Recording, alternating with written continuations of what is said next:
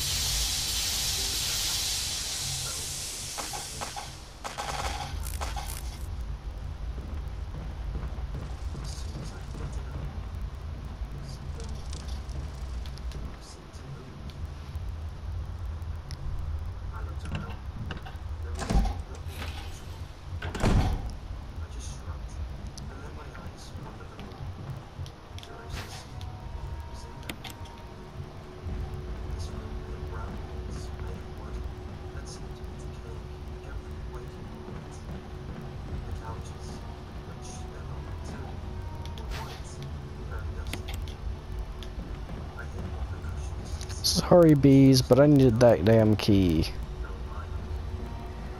That damn key.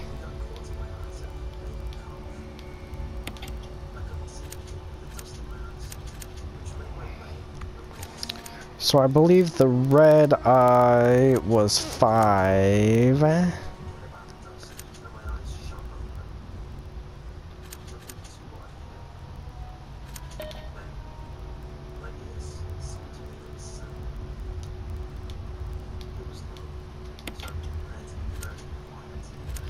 So I believe the QTI was 2. Green ball is 2, I believe.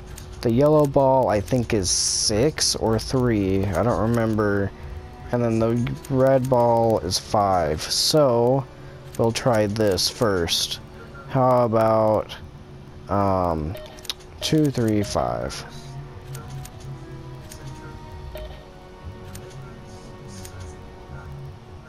Oh, I see how you have to do it. Okay. So,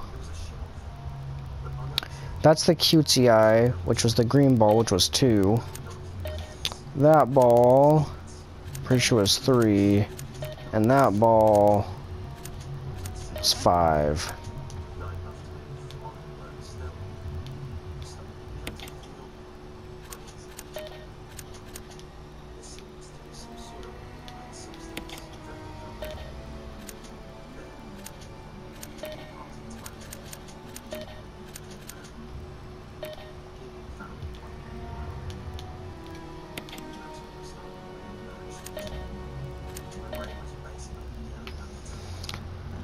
Let's take a little trip back there really quick and check out what the numbers are again, because I do not remember.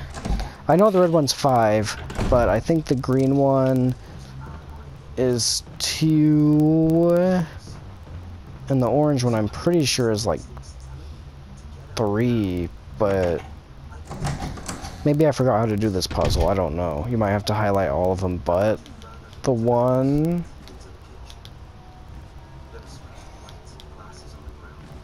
I might have been inputting the right numbers, but not doing it the right way, if that makes sense.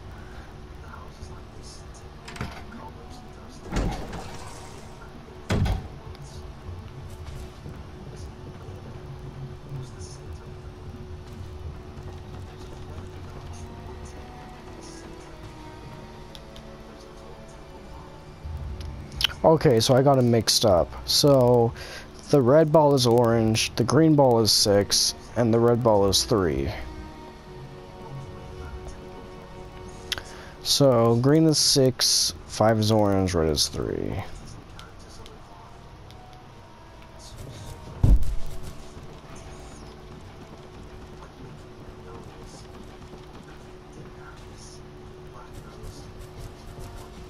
So green 6, red 3, orange 5. Green 6, red 3, orange 5. Okay.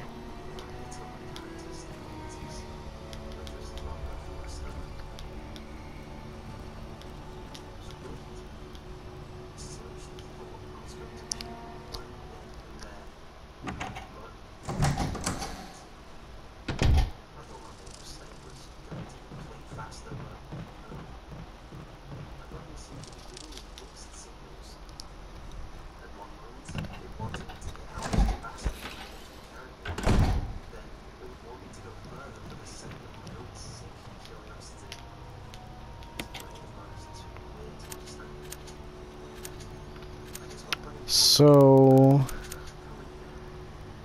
this one is actually 3. That one is 5. And that one is 6.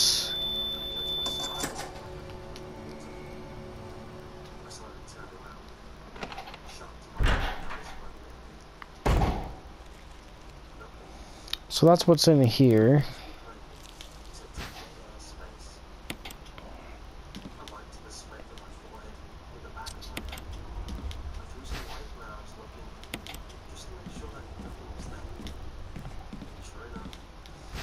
So we are going to make some Agent Orange.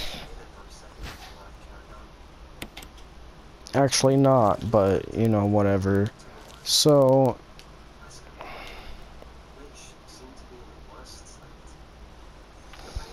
So 1 plus 3 equals 4. 4 plus 6 equals 10. 1 plus 6 equals 7. So we're basically trying to mix things until we get to 20. Okay, so 1 plus 3, I think water is 1 if I remember right. So yellow is 6.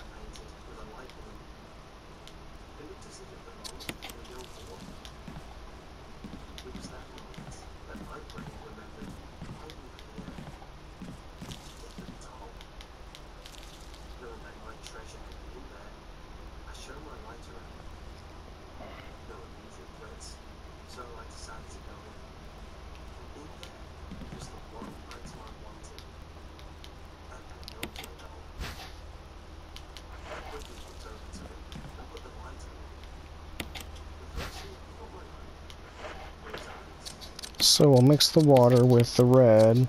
Now we have purple, which is number 4. And now we want to make 6. And so 6 plus 4 is 10, right?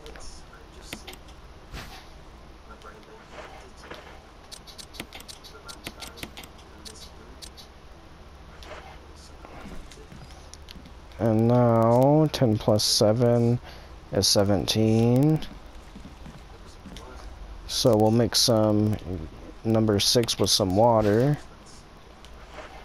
and mix the two together.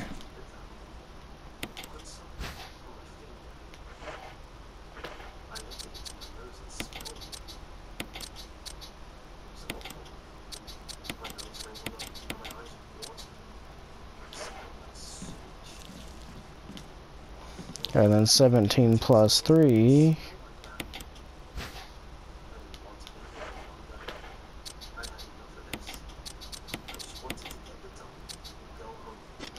is V-Jolt. Now, if you don't know, what V-Jolt does is it instantly kills something that would otherwise be a pretty tough boss. So, I will show you where to go to apply the V-Jolt. And there'll be a sweet little cutscene. And, oh wait, I'm going the wrong way.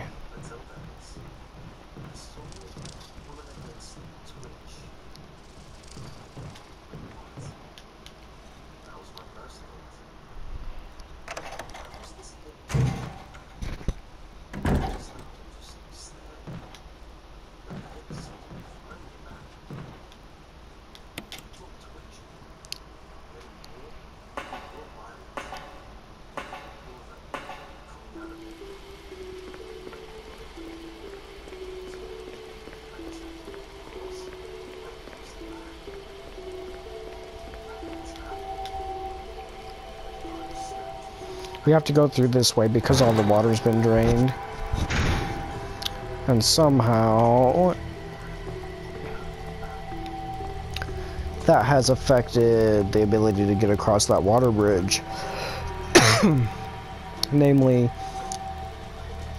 it's just a pit now.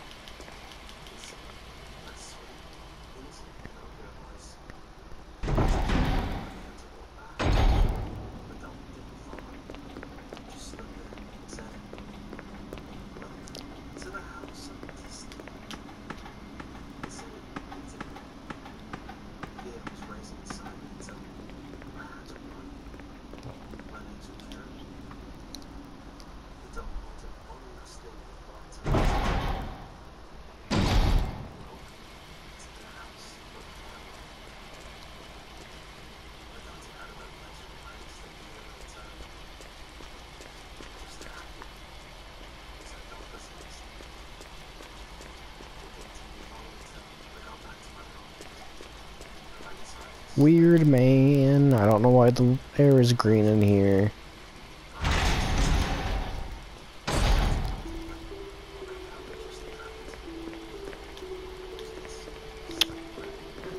I'm going the wrong way again.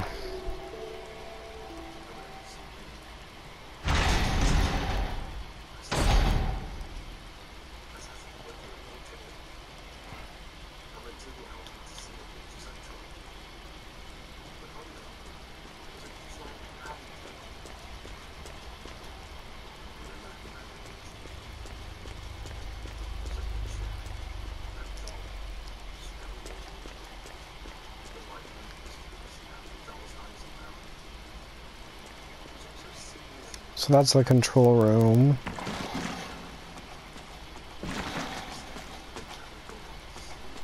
I'm pretty sure that's where we want to be to apply the V-jolt. Yep.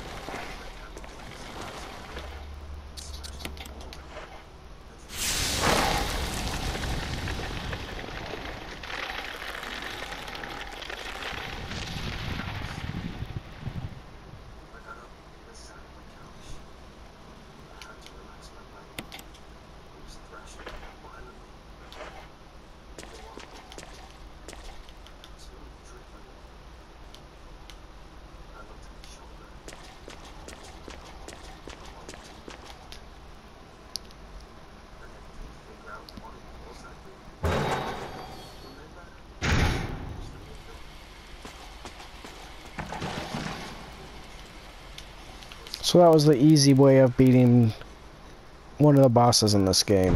Plant 42.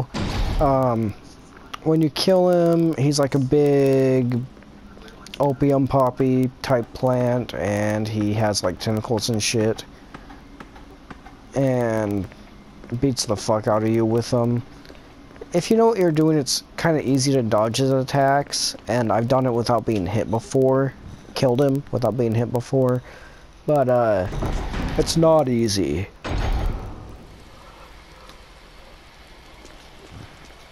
It's definitely not easy to beat Plant 42 the hard way without taking a fuck ton of damage.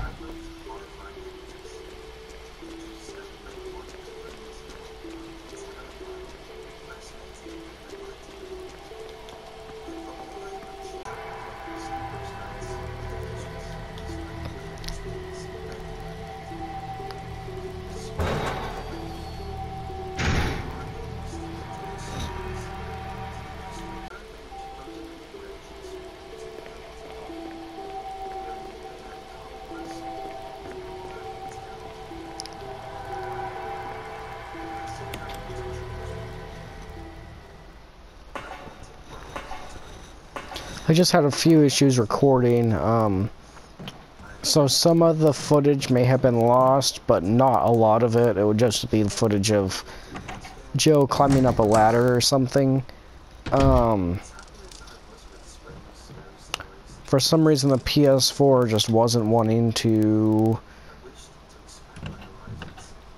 record more than a few seconds.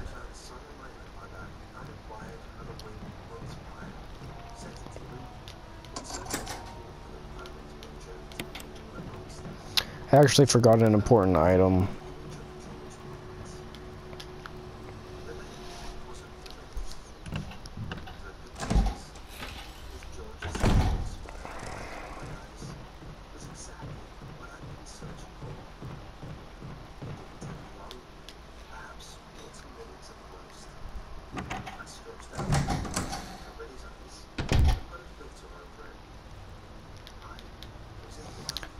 So now that Plant 42 is dead, I don't actually have to climb over these boxes anymore. To avoid taking damage, now I can run over the hole.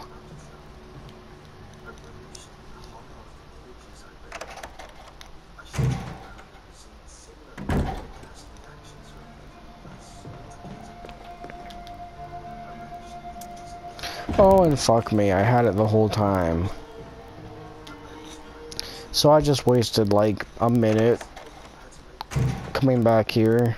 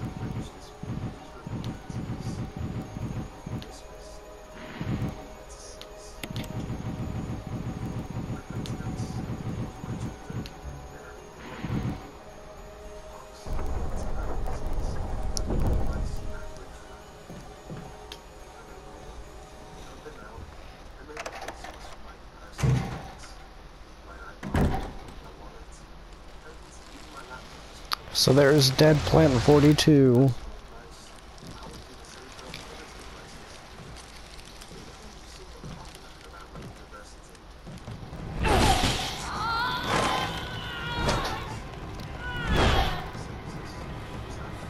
What the hell is this thing? Barry! Jill!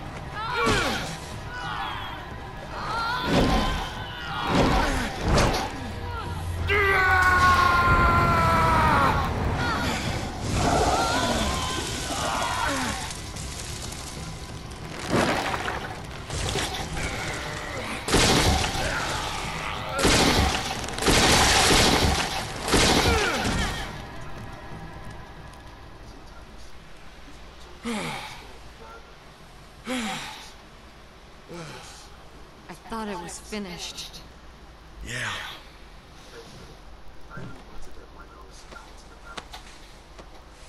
That was close. Thanks again. Don't mention it. But what was that? What the hell's going on in this place?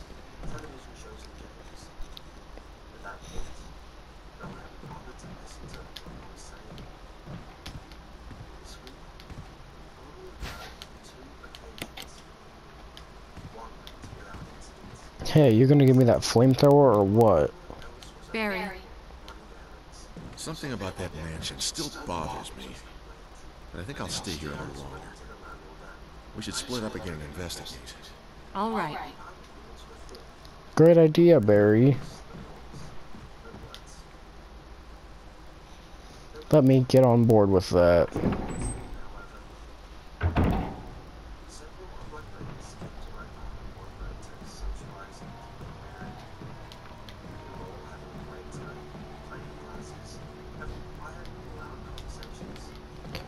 Man, I'm spacing out. I need to go to bed. Ooh.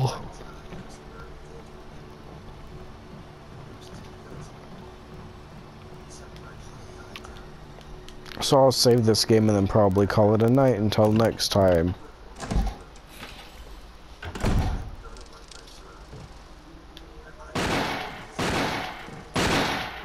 Wesker! Jill, so you're safe. That's what I was going to say. I apologize. It was all I could do to protect myself against those strange creatures. I understand. Anyway, it's good that you're safe. Did you notice? Barry, he sounded a little flaky. Now that you mention it, yeah. I'll keep a close eye. Maybe it's quite natural under these circumstances. It's not really our standard operation. Jill, our first priority is to get out of here. I agree. There are still rooms in that mansion we can't get into because they're locked up. I've been looking for ways to... Okay, if there's anything, I'll go back to the other mansion. I'm counting on you.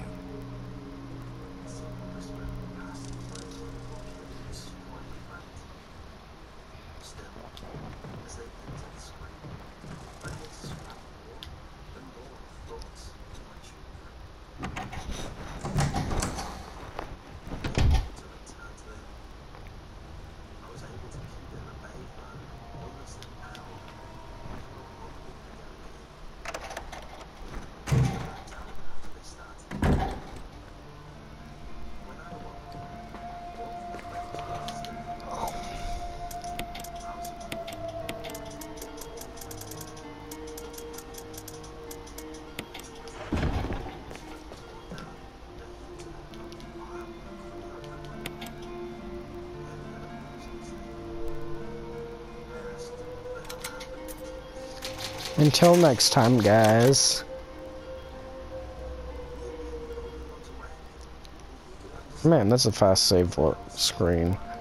But anyways, until next time on Drunk Gamers.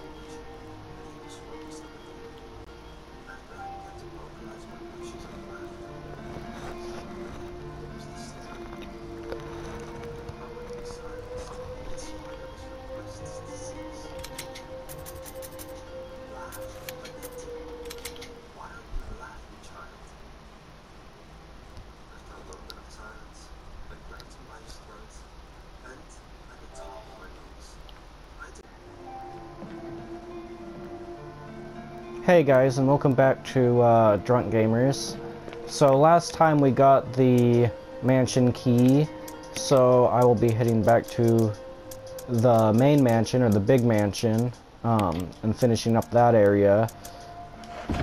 We are kind of on the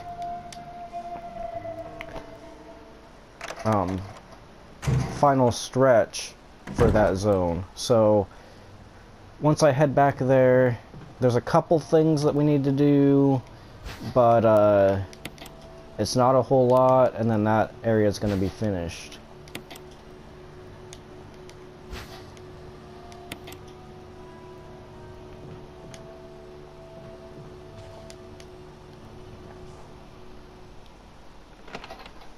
I'll probably try to clear out the area as much as possible, so like all those green herbs I left in the room,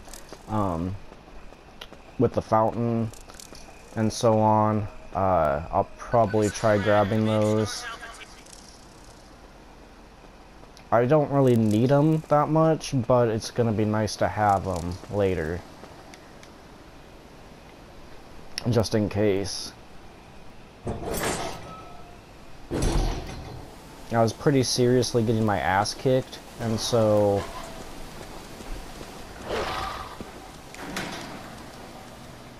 I wasted one of my first aid sprays. I don't know why I'm having trouble thinking of names of these, but yeah, I wasted a first aid spray, and so it'll be nice, if nothing else, to just have a couple. Oh great, now I'm poisoned. Good thing I grabbed these.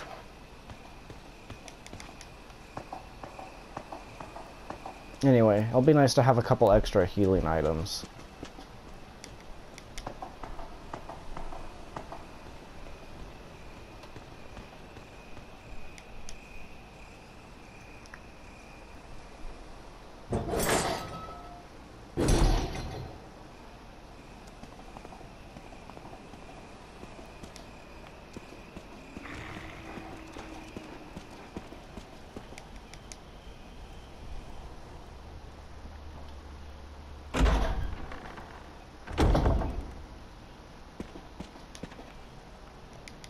Speak of the devil, there's a free first aid spray.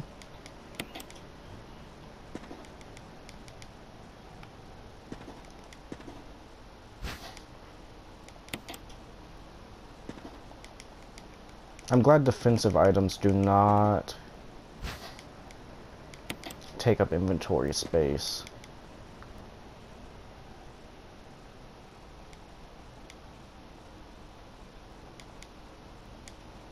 Okay, so now Barry's fixed the door. So that piece of shit door that wouldn't let us through earlier is now fixed, which is nice because that opens up a very important shortcut.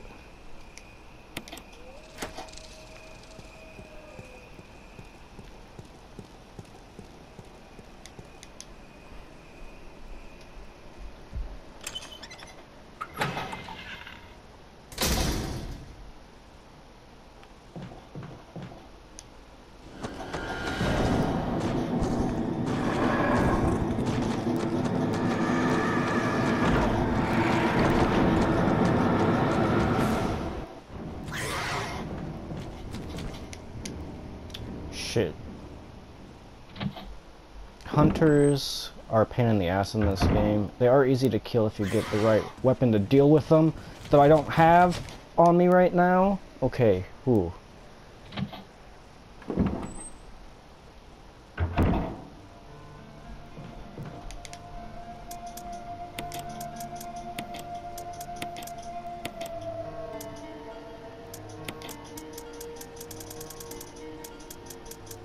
So I'm gonna start carrying around my Magnum because that is pretty much a one-shot kill on hunters. Sometimes more than one, but usually it kills them in one hit. I'll also take that key just in case. I'll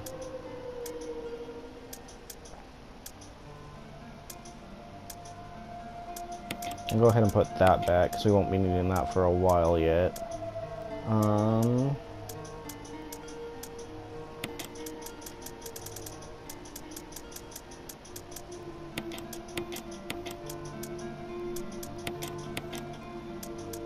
I'll try not to use the Magnum too much though.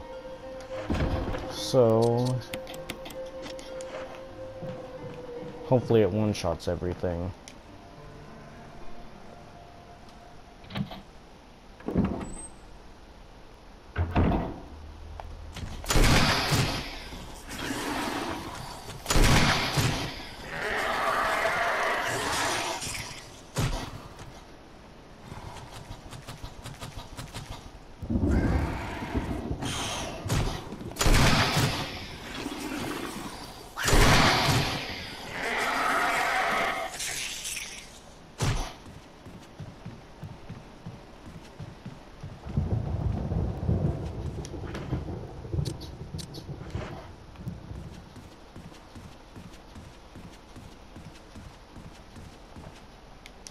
So it's two-shotting them, which isn't that great.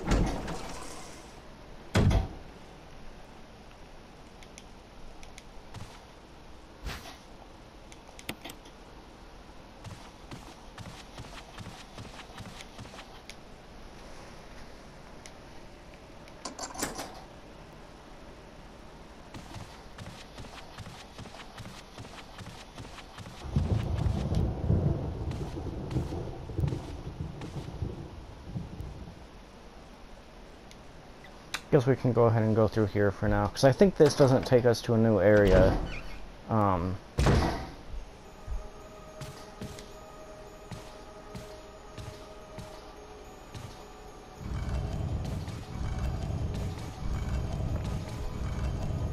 It's just a big loop that this pulls us through.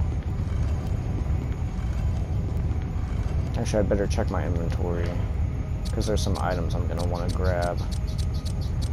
I might have to use that herb, but that's alright.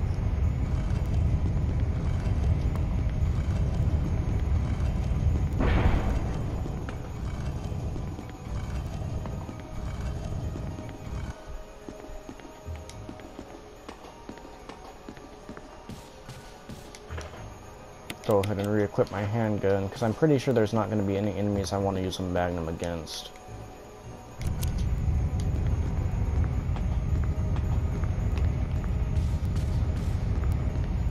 it's pretty much all zombies from here on out.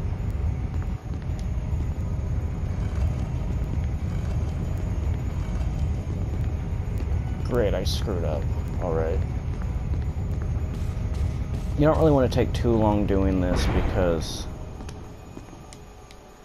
like you just saw, you'll have to redo it if you take too long getting around all this.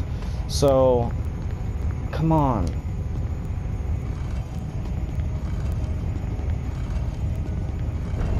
There we go.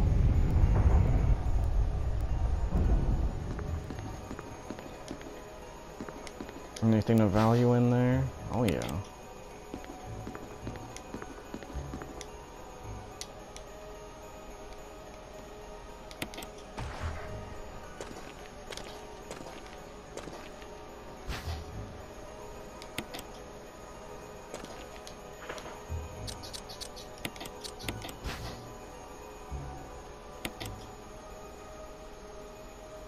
Hello, gold medal.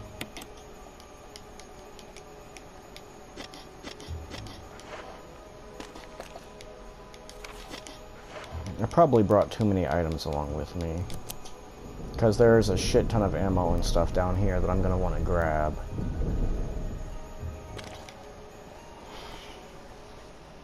That I forgot about it, so I probably should have went back before I came down here and kind of committed to this, but that's alright.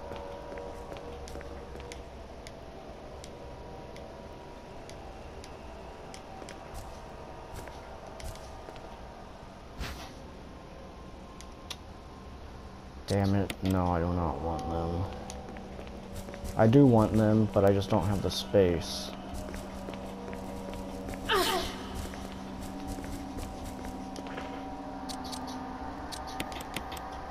Well, on the bright side, that freed up a little bit of space.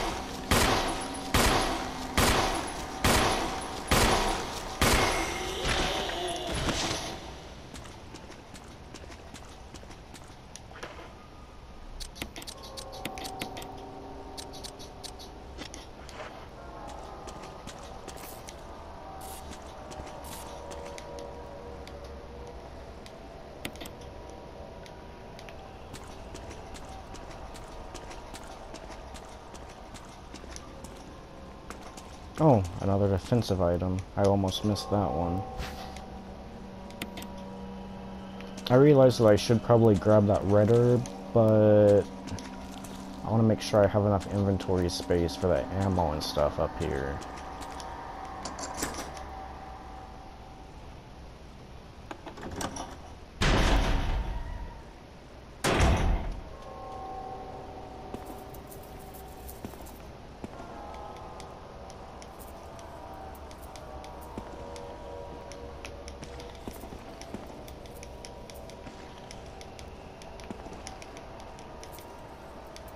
Are you gonna let me take that defensive knife or not?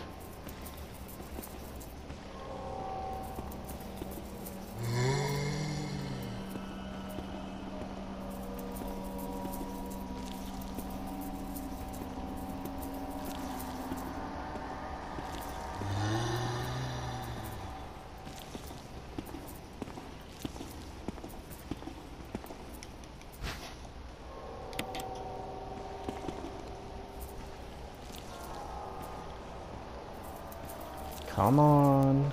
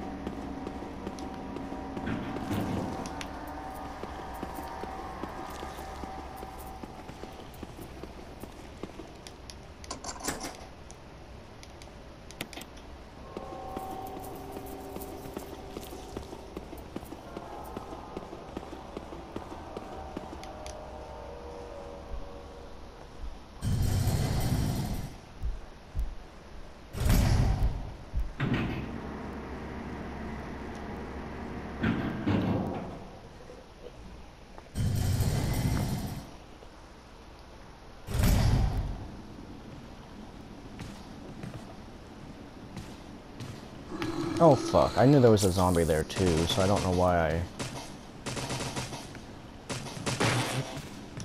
I did that.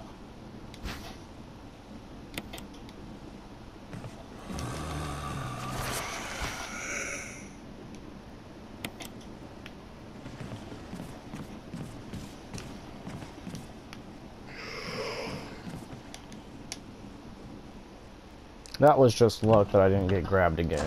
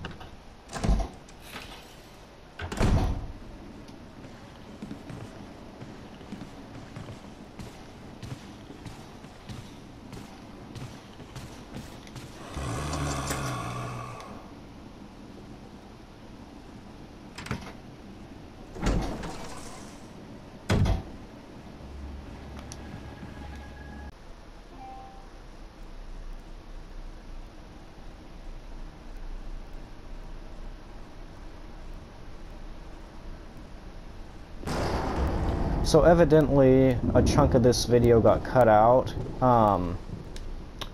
Basically what I'm doing is I'm going back. I've gone back to the mansion and I've unlocked some rooms.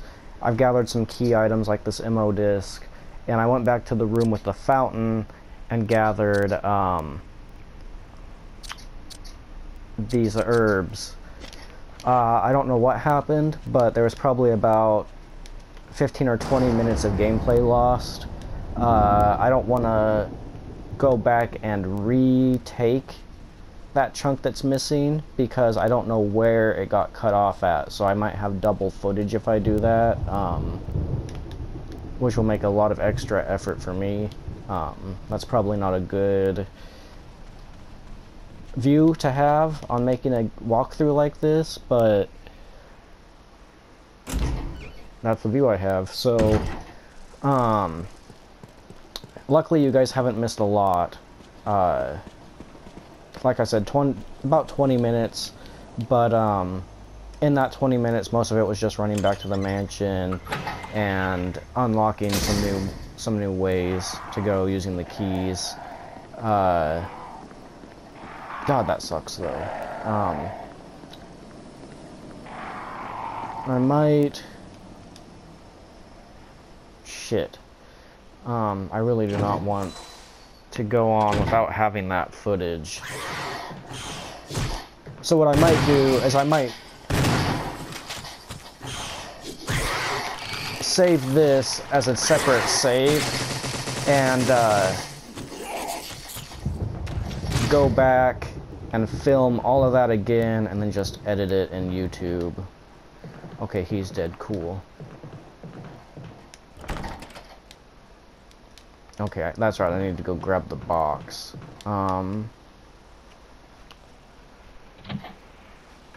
So once this footage has been saved, that's what I'm gonna do, is I'm gonna go back and I might not film the part where I go back and save, depending on where I'm at when the film cuts out, but as soon as I get that notification, I'm going to save it immediately, go back and refilm everything that has gotten cut out of this, because 20 minutes is just too much.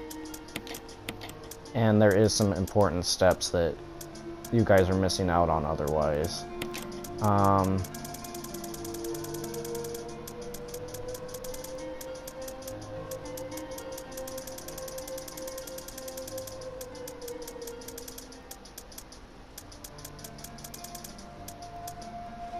I might just do that now, actually. So I'm gonna save here, and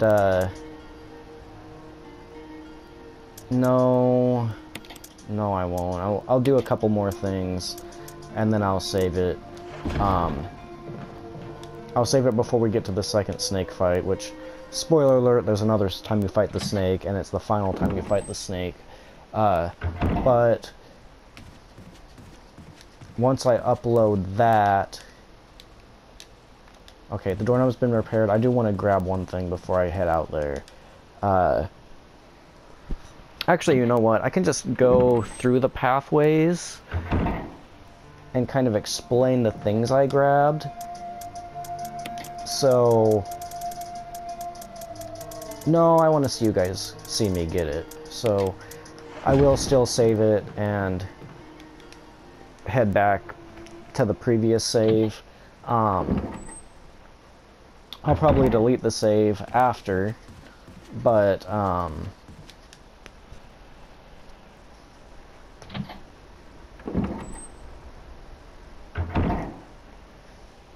no, there are some items back there I want to grab still, so I might still do that. I'm kind of on the fence, you guys, so I'll either save it and head back and do all that shit again, or I will just cut my losses and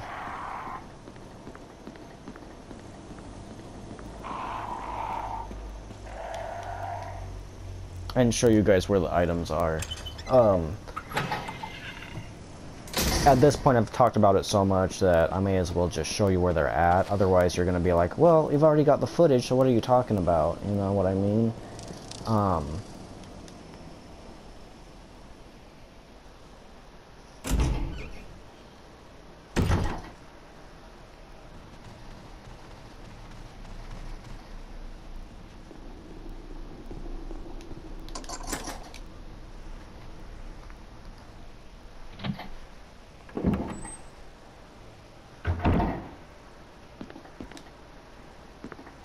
So we'll just grab this file, even though we don't care about it. I'm pretty sure there's ammo or something in this desk. No? Okay. Maybe it's this desk I'm thinking of. Yeah, it's that disc. At this point, we don't really care about ink ribbons. I have more than enough.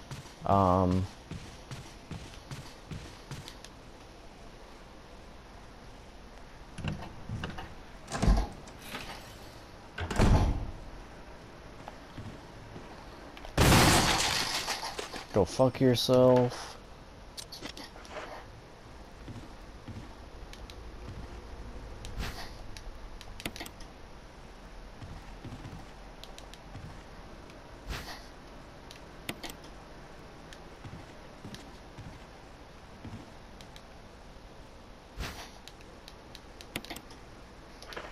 So yeah, that's what I'm gonna do, I think, is I'm just gonna do a quick little run through of the areas I've already been to, and I'll kind of explain what's there. I've already got the shortcuts open, so I can go back the opposite way if I need to. I'm probably not gonna be doing that though. I'll probably just go the long way. No, like damn it, sorry I'm so indecisive about this. I should just decide one way or the other. But it's such a pain in the ass that got cut off. I think that's the upper part of it. Yes.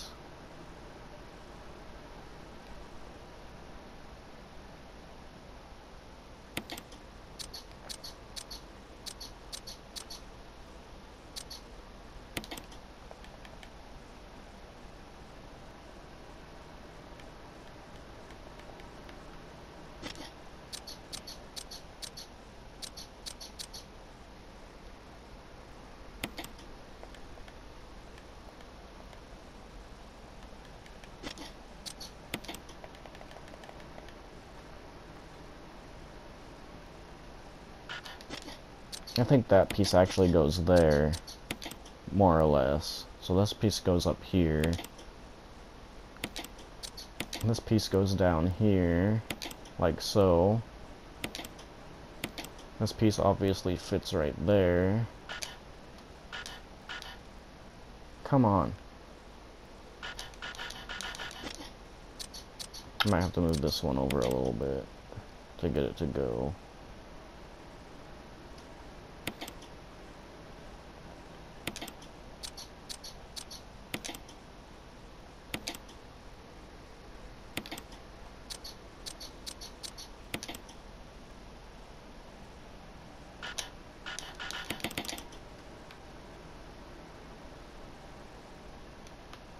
This one goes right there. About.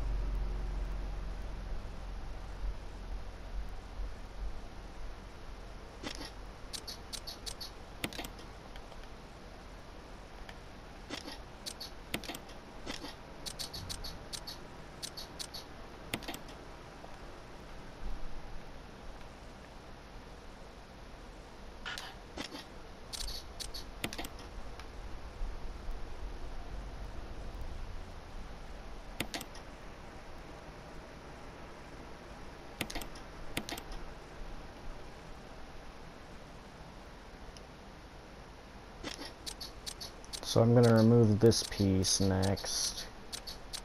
No.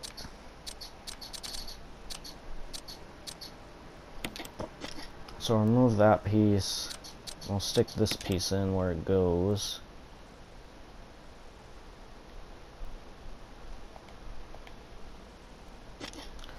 Okay, so that means we'll have to remove that piece too. Stick this piece about where it goes if it will fit.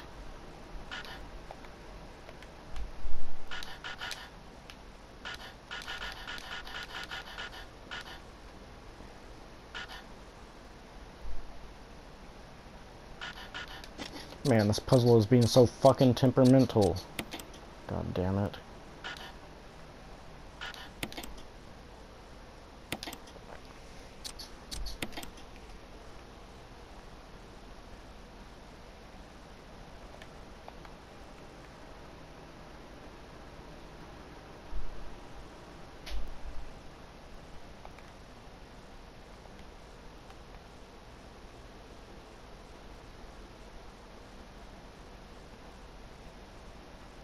There it goes. It almost fit for a second. There. Okay, whew. Thank God.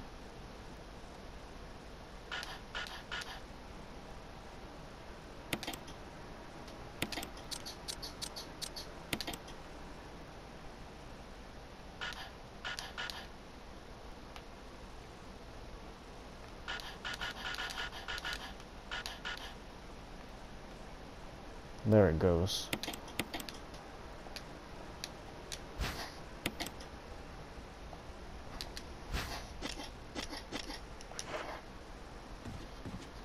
Finally, that took long enough.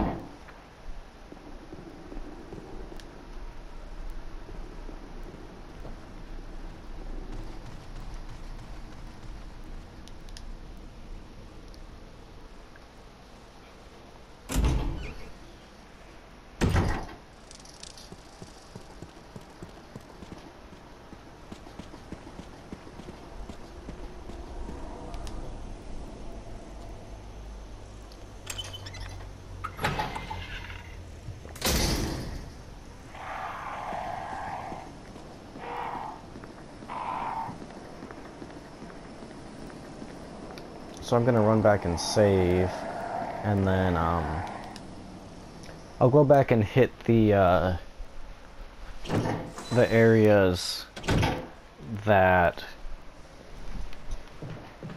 you guys missed out on before.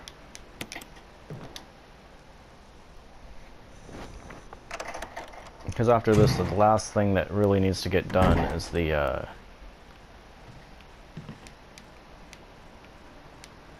snake boss fight. Okay, I need to turn on the lamp.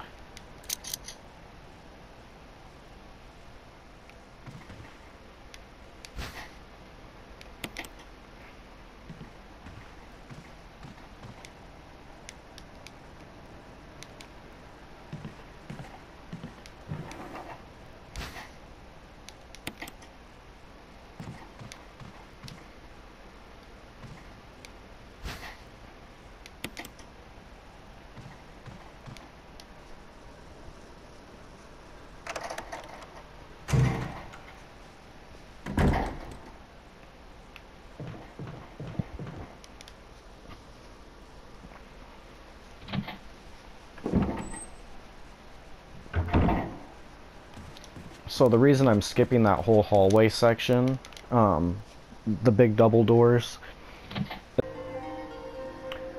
Okay, so a little bit of video clip got cut off. It was just my entering this room, though. I bitched before about like 15 minutes of gameplay getting cut out. I found out that's not true. Only about 2 or 3 minutes got cut, and I can just go back really easily and show you what I did. So I'm not gonna bother with retaking anything. I'm just gonna run back to that room really quick and show you what you do, or what needs to be done. Okay, so I am also going to grab my grenade launcher and acid rounds because I'm going to need it to fight the snake for the final time. I'll also grab those shotgun shells.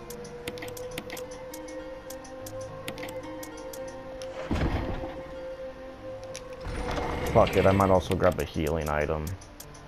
I'll take one of my lesser healing items if I can find it.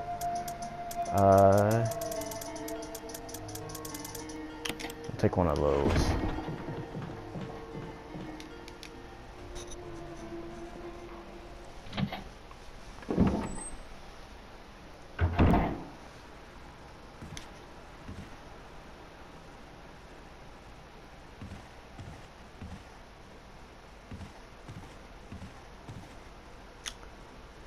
So I'm trying to think of the best way to get back to the spot I'm talking about. I think it would actually be going this way. No, it won't be, because there's hunters down there now. Fuck, okay. So...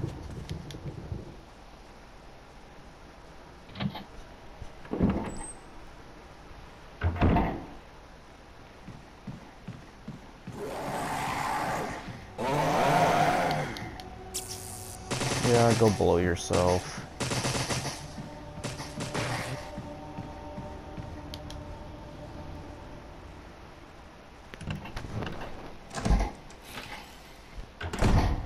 I wonder how many more defensive items I have. I have at least one more battery pack and probably like 4 knives, so I think I'm good there. I think there's hunters up here too, actually. Damn it, okay. However, this is what I did.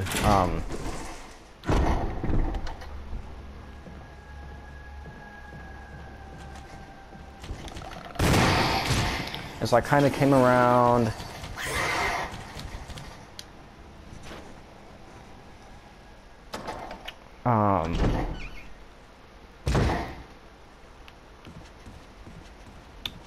this is a shortcut to where I need to be too, so that's nice.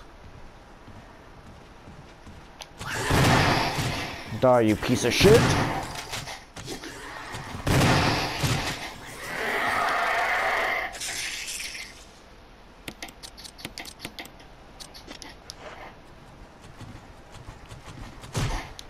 Okay, so you come in this room. you have to turn the light off because it will be on. But you push these cabinets to either side of the room, depending on where they're at. And you want to race to either side of the room. There'll be a gem in each of these animal heads, the buffalo and the deer, I believe. Yeah. And so you race to either side of the room. If the eagle looks at them, it locks them in place so you can't get them. So that's really the puzzle in there. And you get 2 gemstones, a red gem and a yellow gem. The yellow gem you set in that cat statue from earlier to get an MO disc. And the red gem you use to get the Spencer key, which I think I have footage of doing, so I'm not gonna worry too much about that. Okay.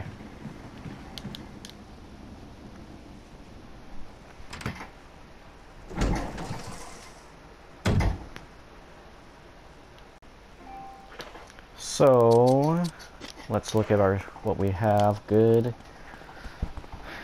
This snake fight is going to be kind of a pain in the ass. I might have come a little bit under-equipped, but that's alright. I'll make do with what I've got. Got my pistol, my shotgun, my grenade launcher. I guess that should be plenty. That should be plenty to kill him.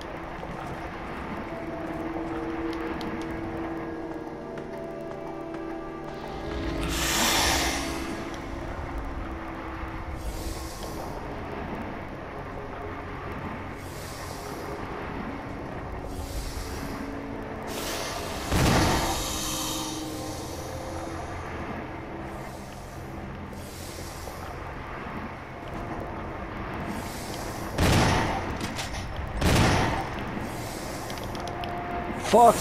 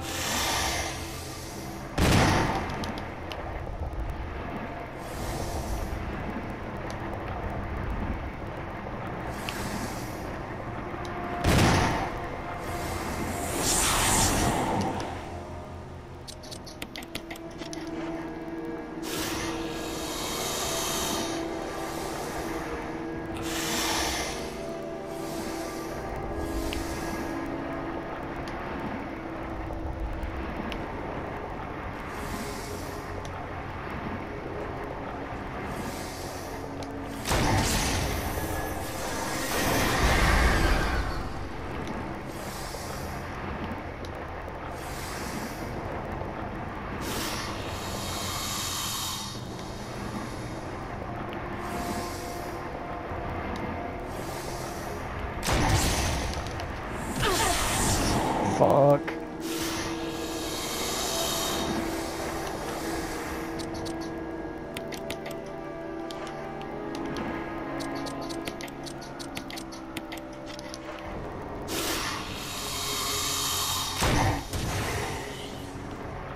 Man, the range on that sucks. Damn it.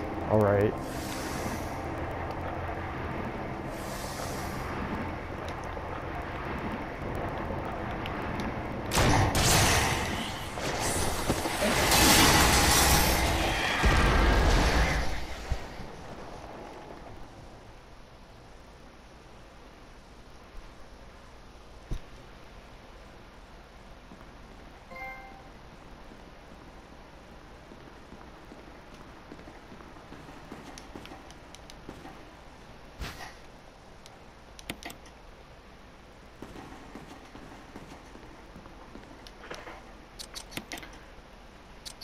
So we've got our Book of the Wolf or whatever. Another important item. Go ahead and equip our handgun again.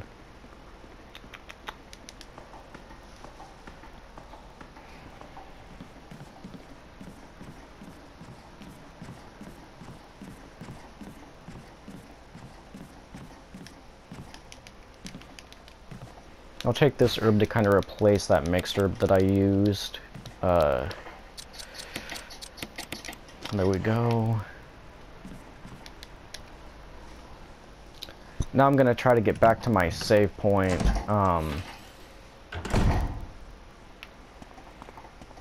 Swap out some items and we'll head to the next area. The next major area. We're pretty much done with the mansion now. There's really nothing more to do here. Besides come back after we get the stone object, because I got the metal object, and you need 2 metal and stone objects to open that cryptic gate underneath the staircase, the main staircase, which is where we are headed now to go do. I'm not gonna go to the lower floor save room because that's where all the hunters are at. I will, however, try to get to my save point.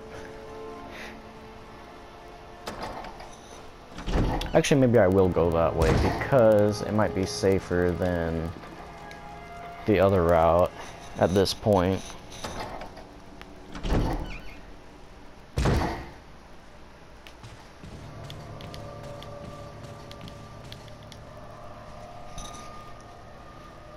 Somehow I managed not to wake up that Crimson Head, which I'm glad about because I didn't really want to deal with him.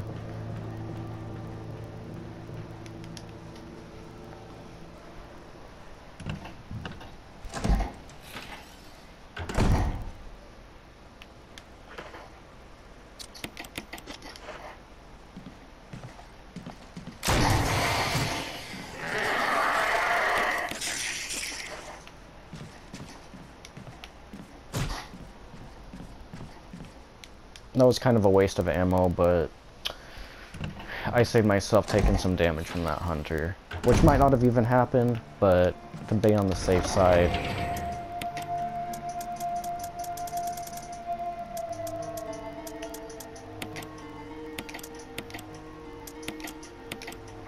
I'm gonna leave those shotgun shells, and I will swap out this metal for these shotgun shells. I don't know why I closed that box, because I need to get back in there.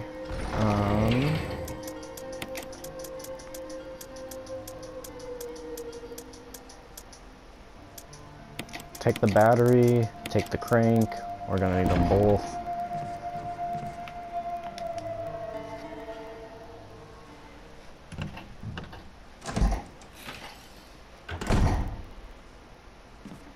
Probably should have taken a blue herb as well, but that's alright. Actually, we need to take the stone and metal object too, because we need to get back into that area.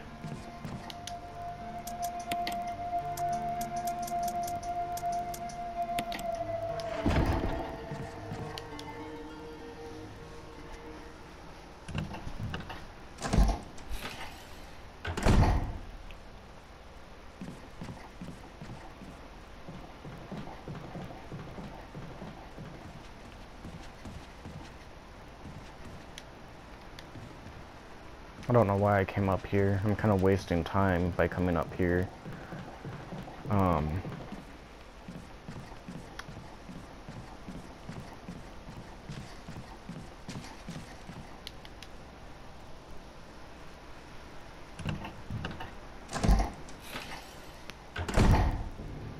going to take the safest route possible, which is a little bit longer, but I can avoid all the hunters and Crimson Heads.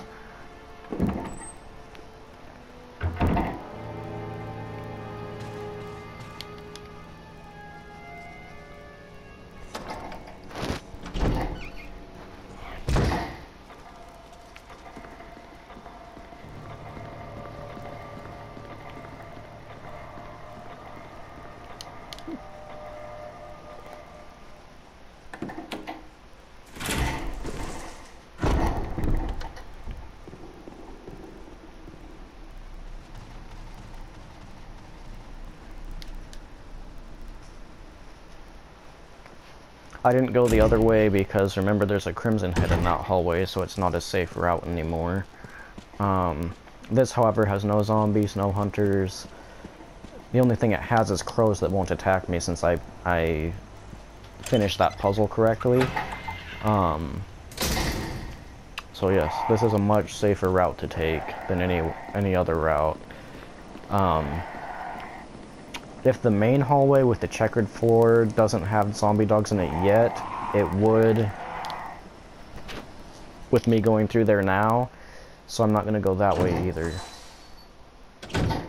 And also, that leads into a network of hallways that's infested with zombies now, because if you remember, they broke in through the windows.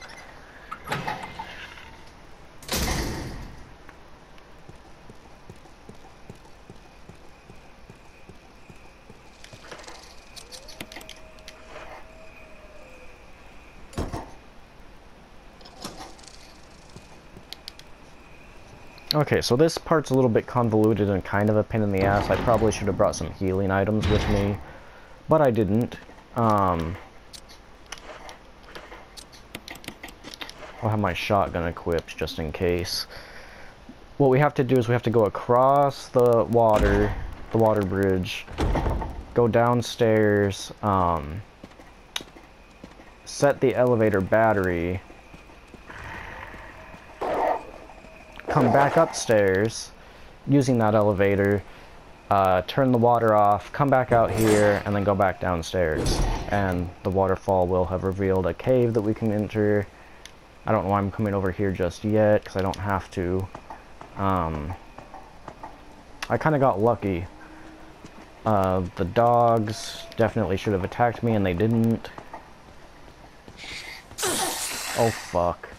Am I poisoned? Yes, I'm poisoned, damn it.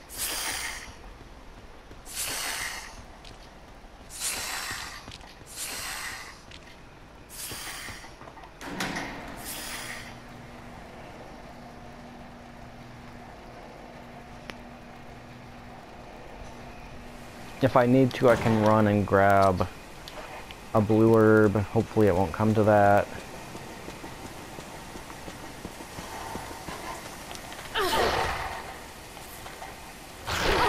No!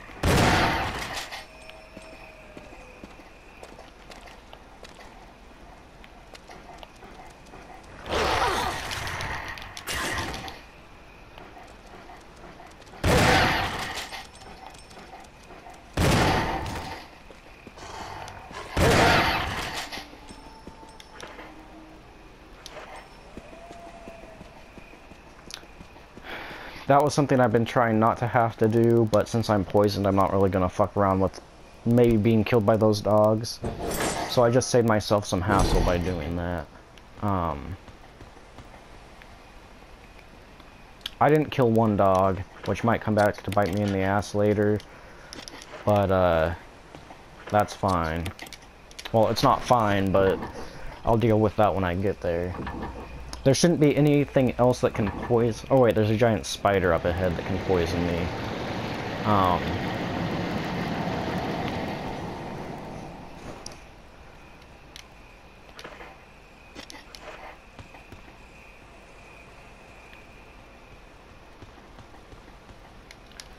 So in the cave, I just kind of spoiled it, but there is a giant spider boss. Essentially what it is just a tougher spider that you don't even really have to fight. You can get around him without, or get around her most likely, without having to kill her, but it's a pain in the ass to do, so it's easier to just kill her. That's what I tend to do anyway.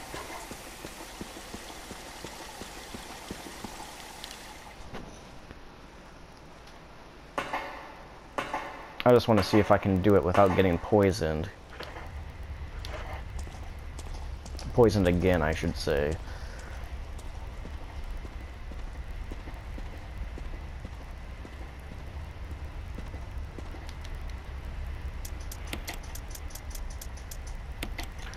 So I'll go ahead and use a blue herb. Actually,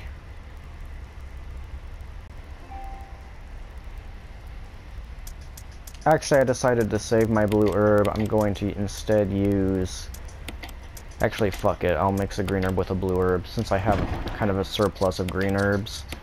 And I'll use that to bring myself back up to full health and fine status. And I'm going to mix a green herb with a red herb to make a full heal. Because there's no point in not doing that.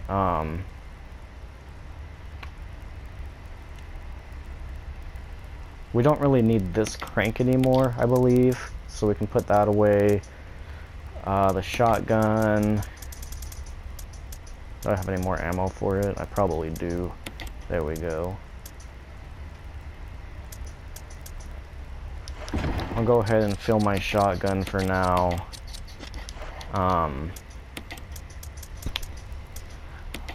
Hopefully I don't have to use it.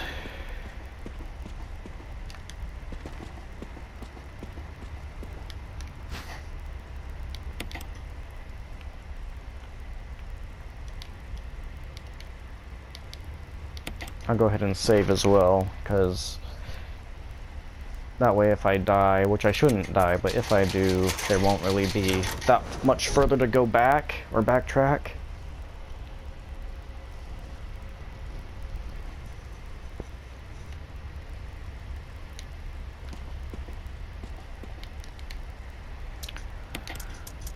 So I'll put this back. I don't really give a shit where. Alright, let's do this. Since you cannot use that crank to turn the stone walls, you have to come through here. And I believe you can get an item.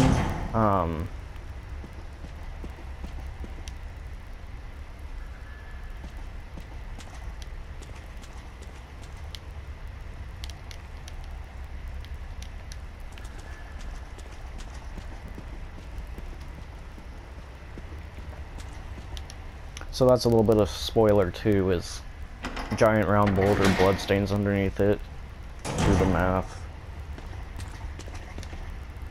I think there's handgun ammo somewhere in this room. Yeah, it's up there next to the door, it looks like. Oh, and right here.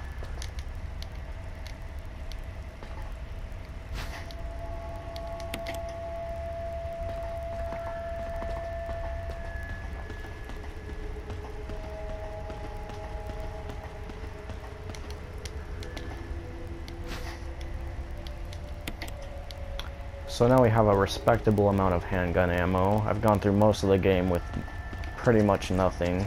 Let's go ahead and open this.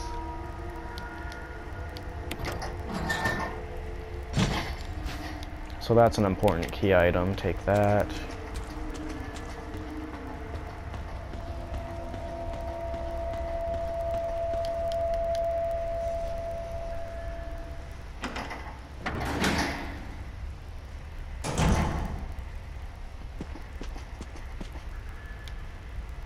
Is that you, Jill? Is that voice Enrico's? Yeah. You're alive! Stop! Are you with anybody, Jill? No, but why? The stars are finished. Someone is a traitor. Umbrella set us up. Enrico!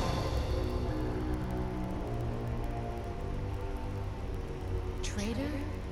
Who?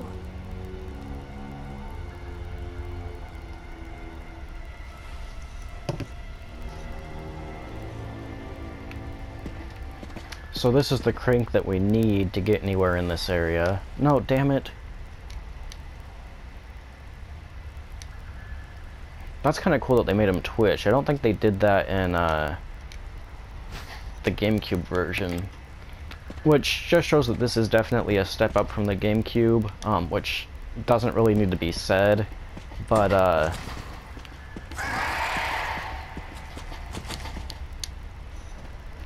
like I said, that doesn't need to be said that it's a step up since this is PS4 and GameCube is a couple generations back, but for the time, I mean, the graphics were very similar to what this is, it's just they were more pixelated.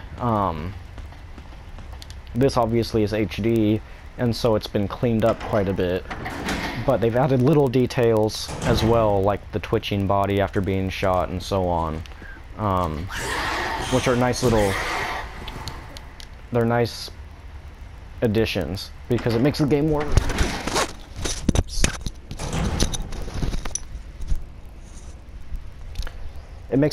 realistic by adding those effects. Same with like the dust floating around and things. They put a lot of work into this game, even though it's a remake.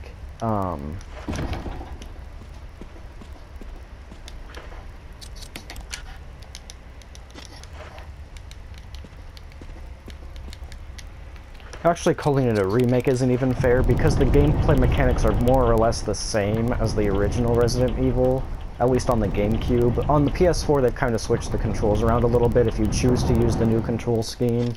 If you go to the Classic, which I did, it's more or less the same, with a few minor differences. The main one being firing the gun is R1 and L1 rather than R1 and X, which I remember it being in the original. One of the things I've never been able to figure out with the, I think I figured it out once on the GameCube, but I've never been able to figure it out since,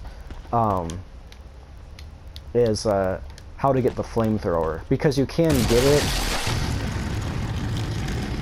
and it's a super effective weapon against the spider. It kills him in a couple of seconds.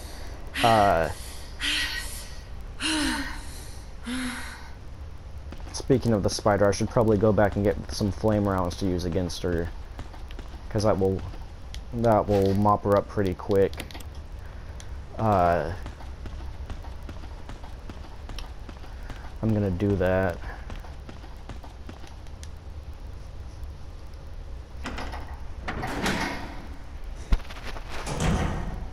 When I'm playing this game, what I tend to do most is avoid the enemies rather than shoot them, because I like to save my ammo for like big boss fights, but I know this game well enough at this point that the only real big boss coming up is the Tyrant, and he's not until the very end, which is a ways off, and I always have a surplus of ammo when I get to that point. Because I never use any of it. So this playthrough I'm kind of taking a different approach and being a little bit more haphazard with spending my ammo to make things easier for myself.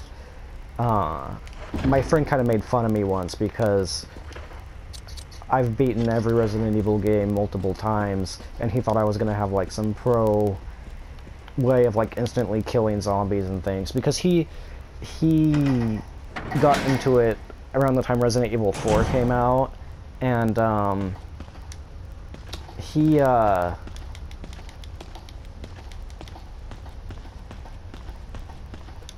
doesn't really know how to play it that well, and so he thought I was going to have some pro tips for him, which mainly my pro tip is just conserve ammo, because you don't know when you're going to need it.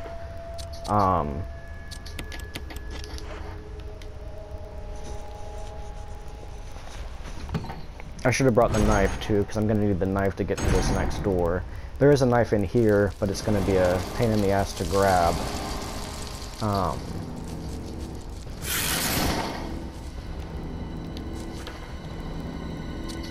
So I'll go ahead and equip...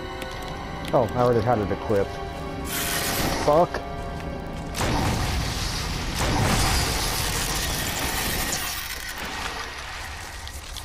Killed her in 2 shots.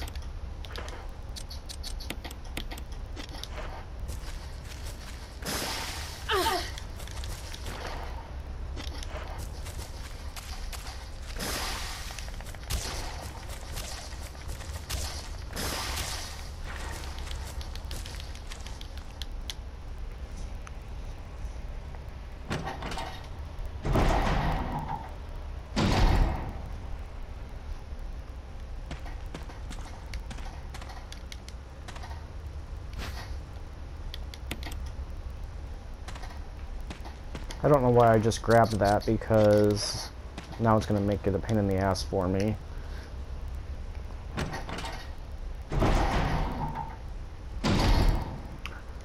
Looking back, I'm not even sure if this is recording, so it's a good thing I saved it. It should be recording. Hopefully it is.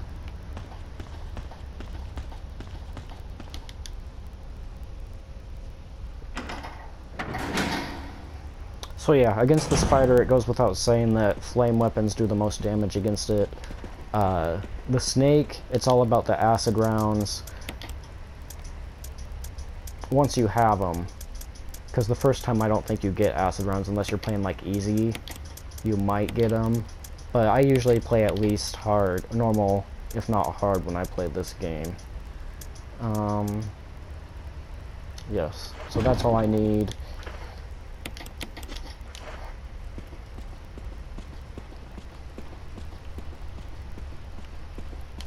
I think I'm playing it on hard right now, because it was like, in the very beginning it asks you, I believe 3 questions, and it's like, would you rather go on a leisurely walk, or hard walk, or like climb a mountain? Or maybe it's just the 2. If it's just the 2, then one of them's easy and the other one's hard. If it's 3, then each one is a different setting. I don't remember, I wasn't paying that much attention to it. I think in the GameCube version it's just 2 questions, but they might have switched it to this one to make it 3.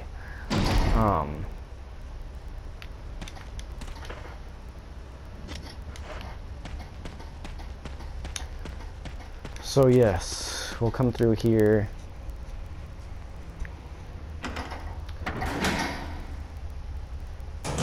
I should have done some research on how to get the flamethrower before I came this far, but that's okay.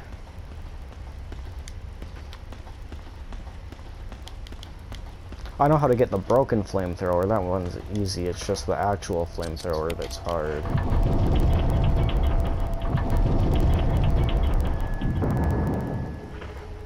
And I know you can do it because I've done it before.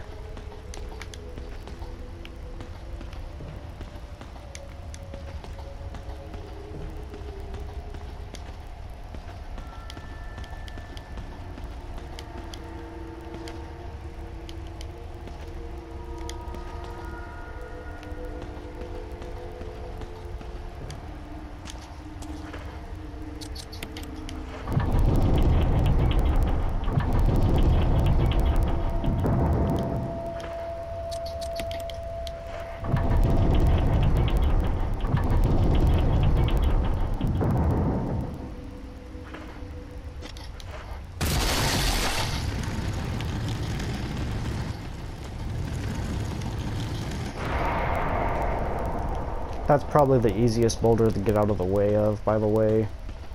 But if you come up here after it leaves, you can grab... I don't know why my videos aren't uploading. But you can grab a first aid spray for free.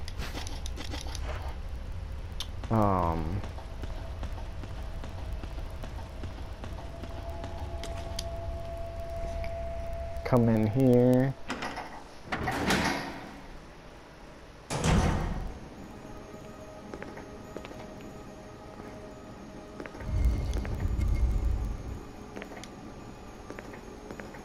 So that thing's important for the following reason. You see this patch of wall? See that statue? What we're gonna do is push the statue in front of a patch of wall.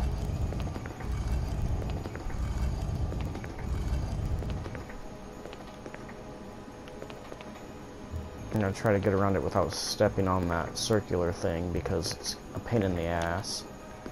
Alright.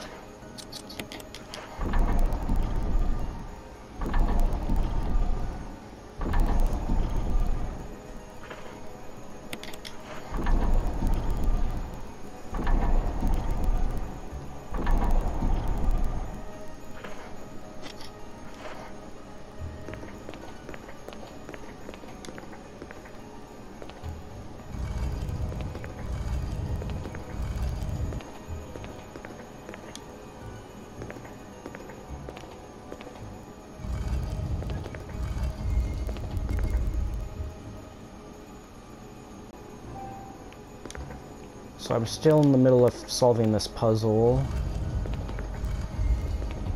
It only takes like a second to figure it out. Unless you're new to the game. But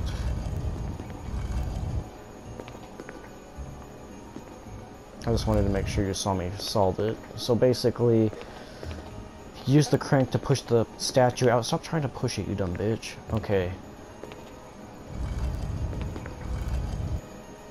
So you push the statue out using the trunk of wall and the crank, and then you come around and you shove it back in there.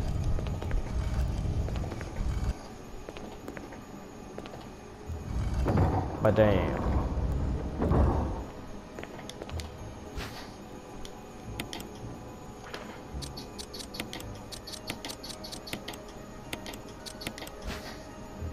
So this part you don't really have to do, but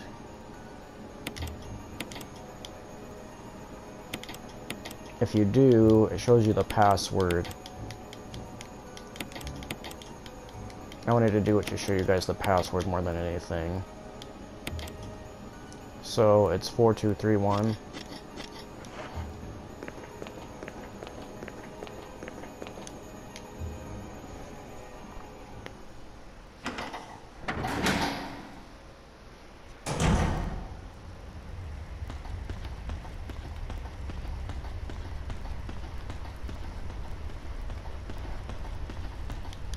Now we'll go back and use that password.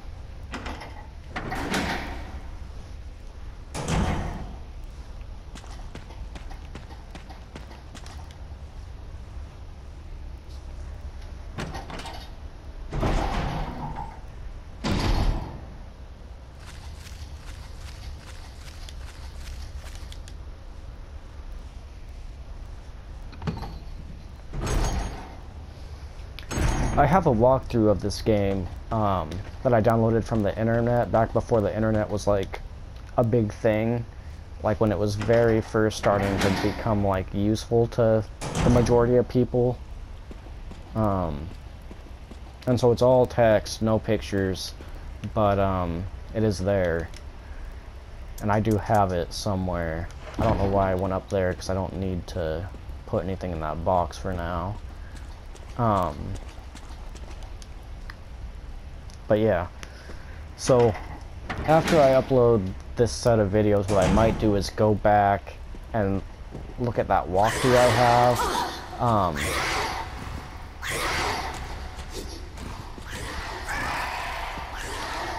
That walkthrough is from, like, I think the first Resident Evil before the remake came out, that I downloaded back when I had no idea what I was doing, and so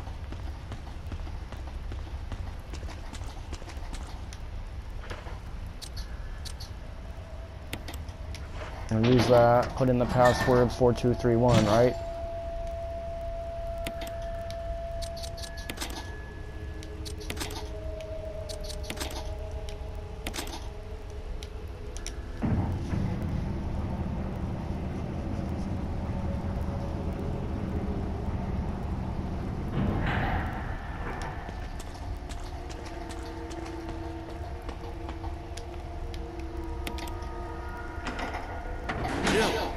Barry?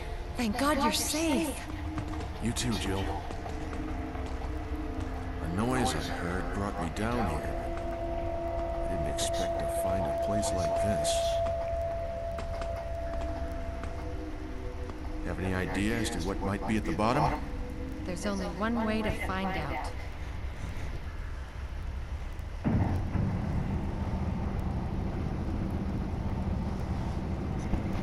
I think I'm only going to do the Jill walkthrough because Chris is pretty much exactly the same as this, except for he doesn't get a lockpick, and so you have to find like little keys everywhere. And then also, instead of Barry helping you out, it's Wesker.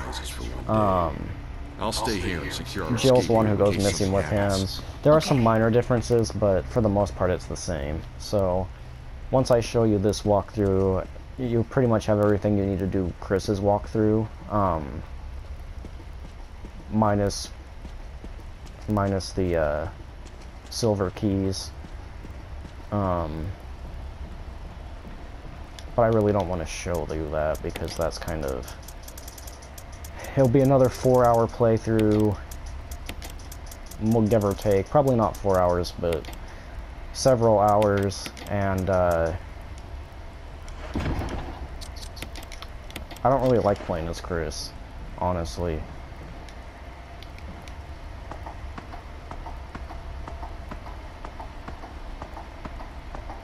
I don't know why I came down here, but I guess I'll check it out just in case.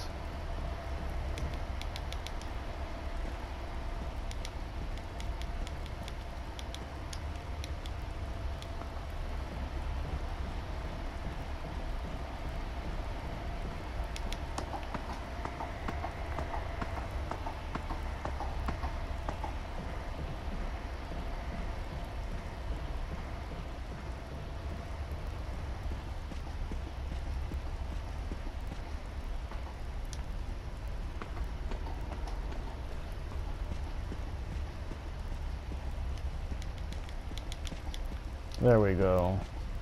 It's like, what the hell? Okay.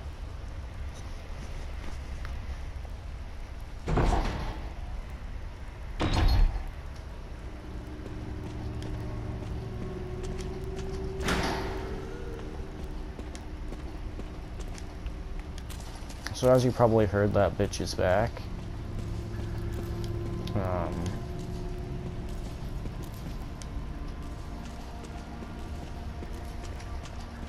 I don't really want to fuck around with her too much, so... Really, with that monster, you want to avoid it until the final confrontation with it, which is coming up.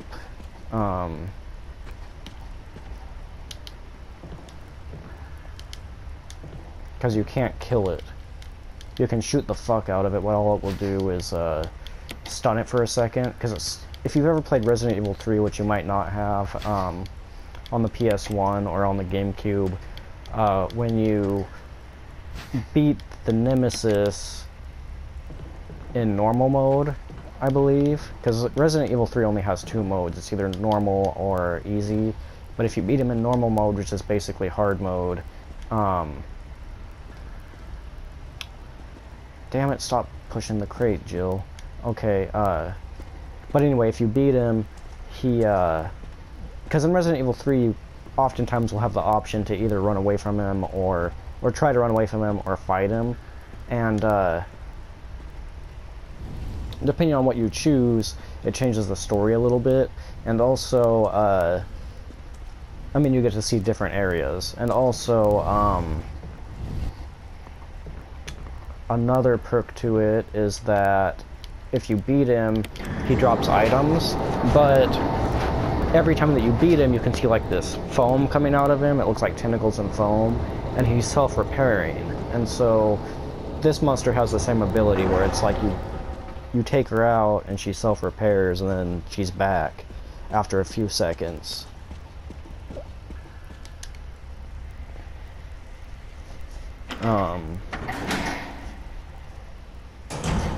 So that's the main reason why you don't want to dick around with her trying to shoot her too much.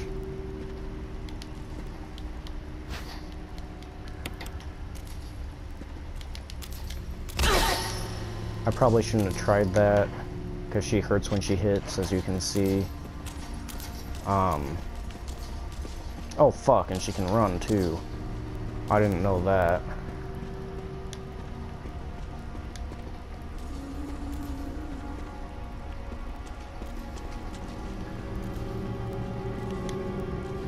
But while she's chasing me that way, I will grab this herb and heal myself.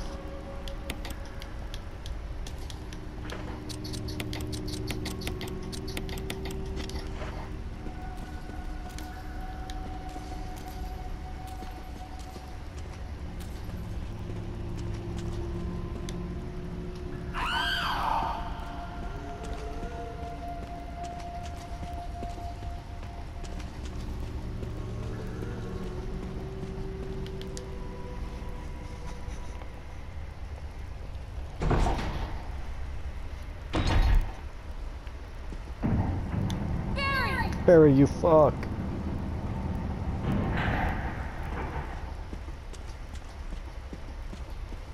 So basically Barry says fuck you and runs away like a little girl, leaving you to fend for yourself.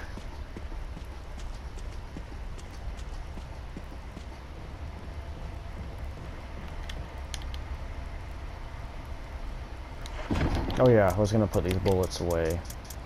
And actually I'll probably put away the shotgun. No, I'll keep the shotgun with me, because I think we are going to have to go around the long way, where there's some zombies and hunters in the way, so we'll do it that way. Okay. So this will give you the broken flamethrower. I want to see... I've always wanted to test and see if there's a way to keep it. Because like I said, I don't remember how I managed to do it the first time. I just played around with a lot of things.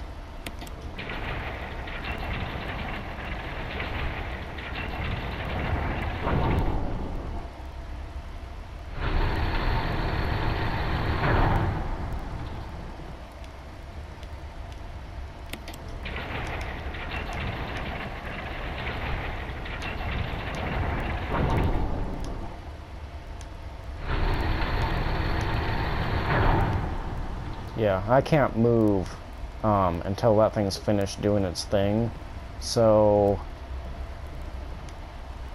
I guess I'll just go with it and crush this flamethrower.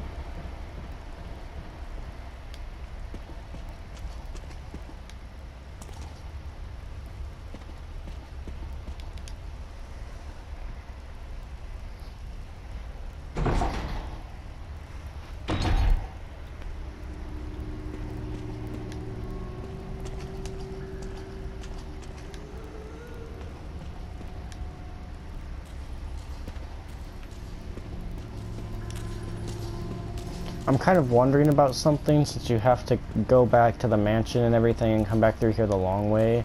I'm wondering if it's possible to grab the broken flamethrower and use it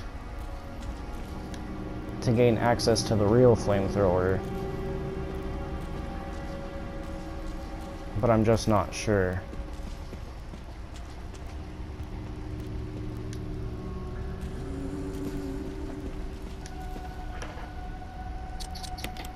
Actually, you know what I'm thinking about? I'm thinking it might be, I might be thinking of the original Resident Evil from the PS1, and,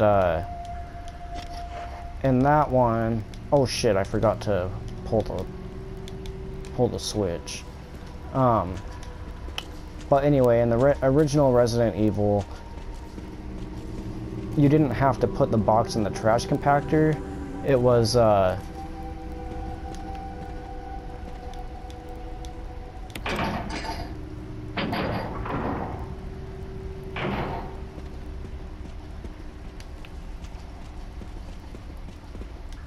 okay, so she's over here. And this lever is on a timer.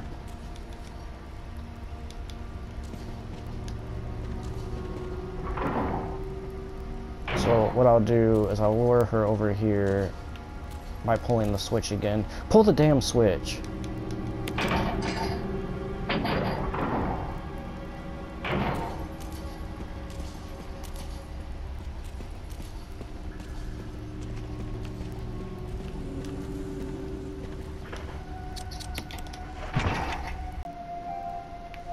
Anyways, I just came through the door, and That creature's name is Lisa. This is like Lisa's little hideout. I think that's the way I came in. So somewhere I got turned around. I keep getting turned around. Okay. There we go. Fuck.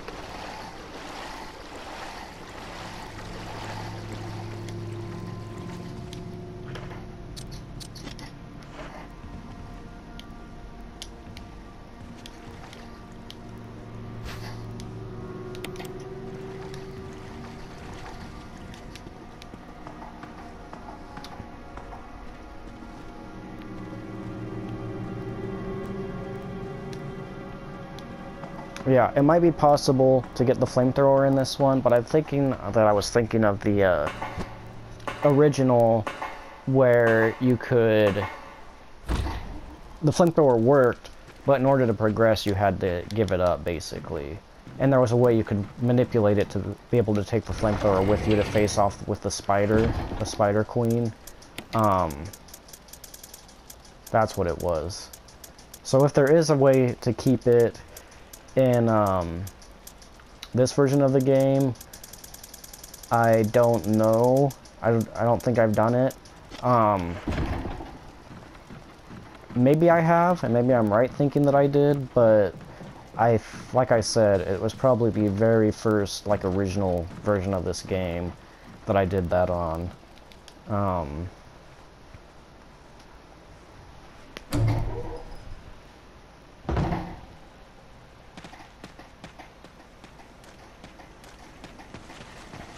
But either way, when you get the flamethrower, it kicks ass.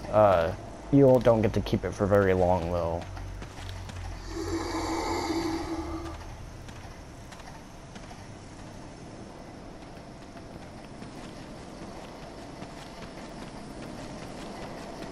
And it's really only effective against, it makes real quick work of that spider boss. And the zombies, not as much from what I remember. But the hunters it does well against too.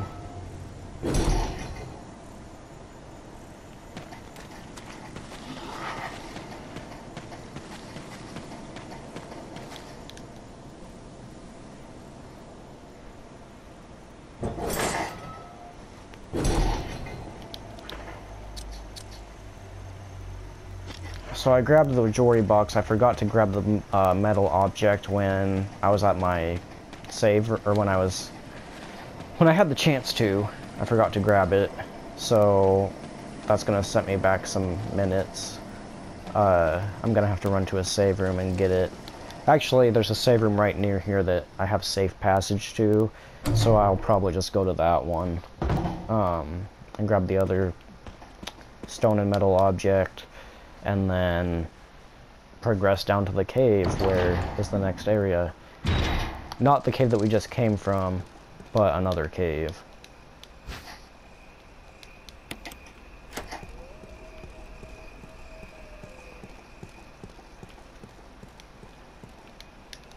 Which, in the original game, there was only really one cave, and that was the cave that we just went through.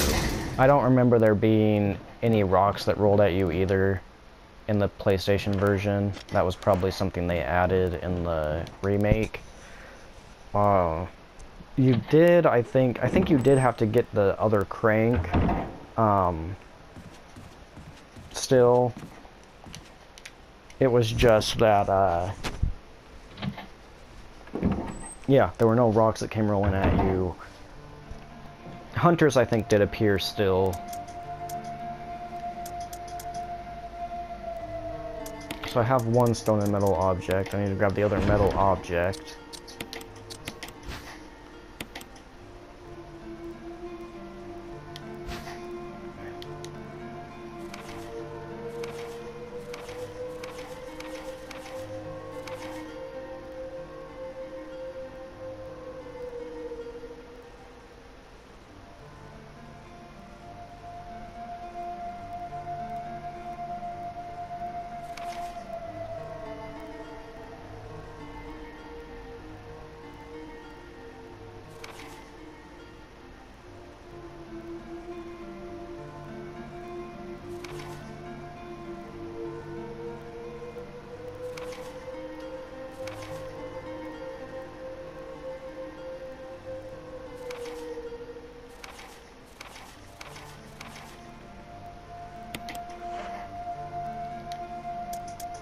So basically, what I gathered from that document and everything is that, the monster is Lisa Trevor, and basically what happened is, I don't think that's a character that ever comes up in the story at all, besides through documents, the Trevor family, but, basically,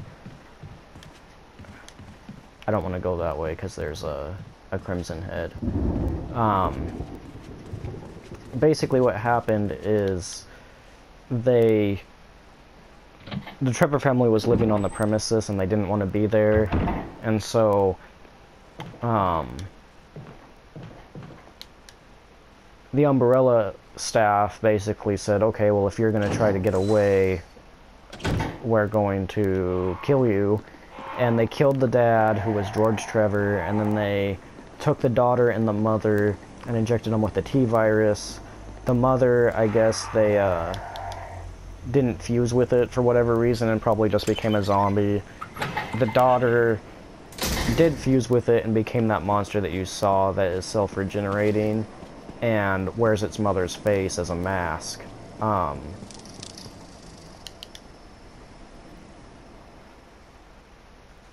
Or Lisa wears her mother's face as a mask, I should say. That was kind of cool. You could see some bullet holes in the door, like people were fighting the graveyard zombies and were missing. I've never noticed that before.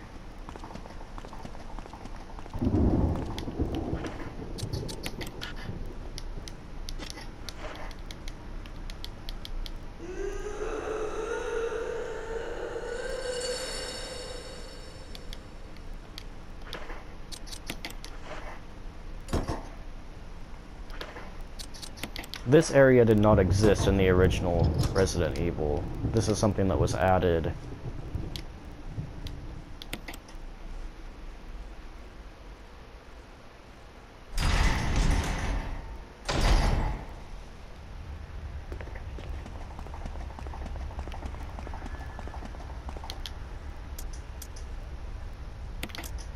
I'm not going to... Oh, I have a green and red rubber I can mix.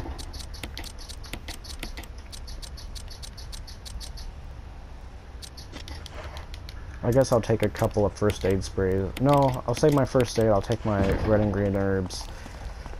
Because she hits hard, and I'm about to face off with Lisa for the last time. But, my tactic for doing this is... I'll explain when I get there, because I don't really want to spoil too much ahead of time. But you will see.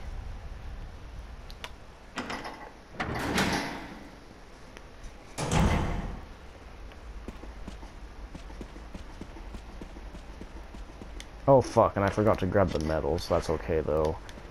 I'll do that now. I have to run back and grab some things.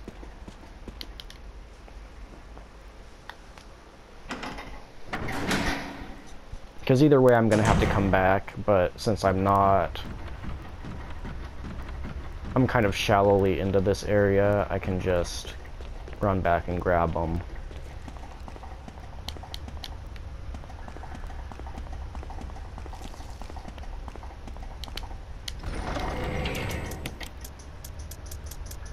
Okay, where are you guys?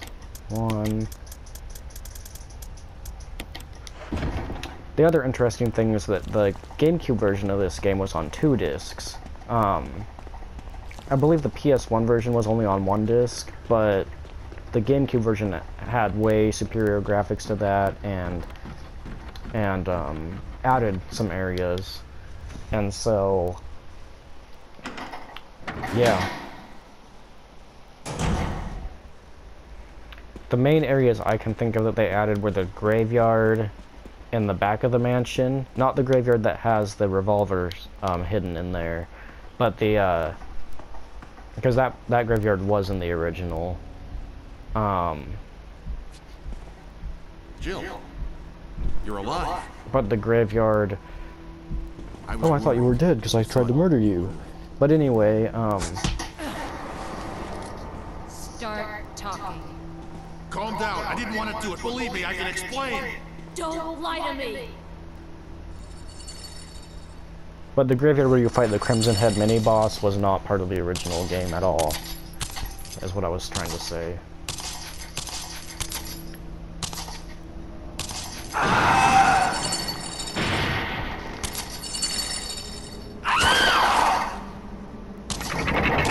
So she's got like 7 penises coming out of her now, which means that she's pissed.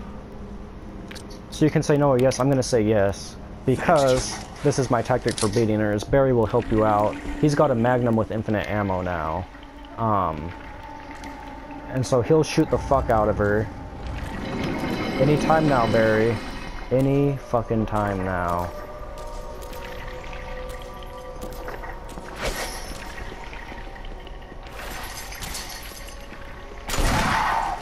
There we go.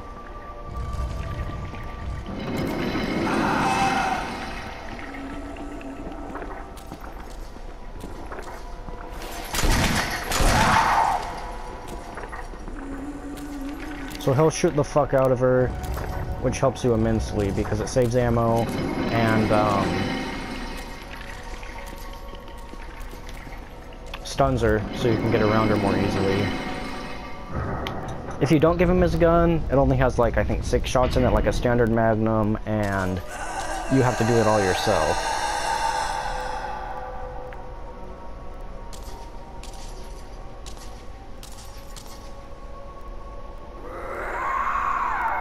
So goodbye to Lisa.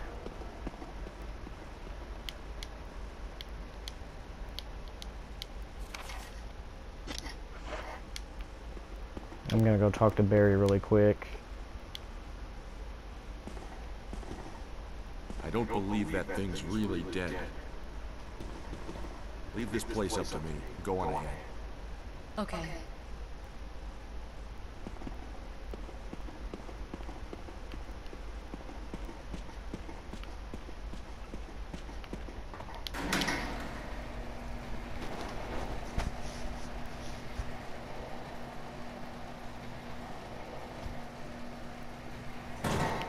And now we're about to enter the final zone of the game, which is the lab.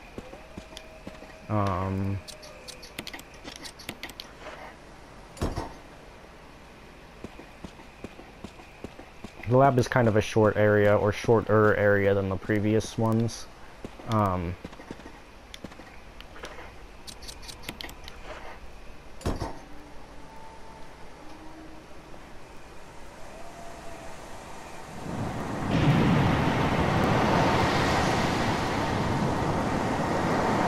I always was wondering like what's going on with this, but it's like a door and the door's opening and the water's falling through it as it opens.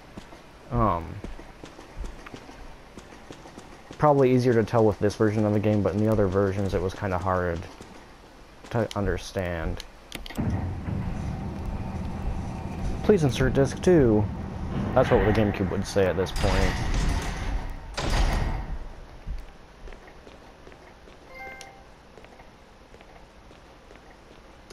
So, welcome to the lab, people. I remember all the passwords to this place by heart, so I might just skip over it. Actually, no. I'll do it just to show you guys how it's done. And when I say do it, I mean I'll solve the puzzles, so you guys can see how to do it.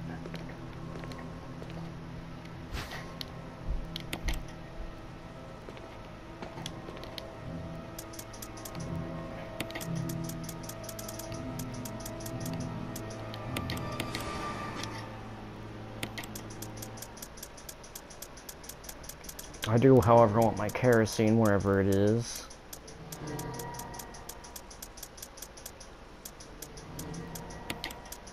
And my lighter.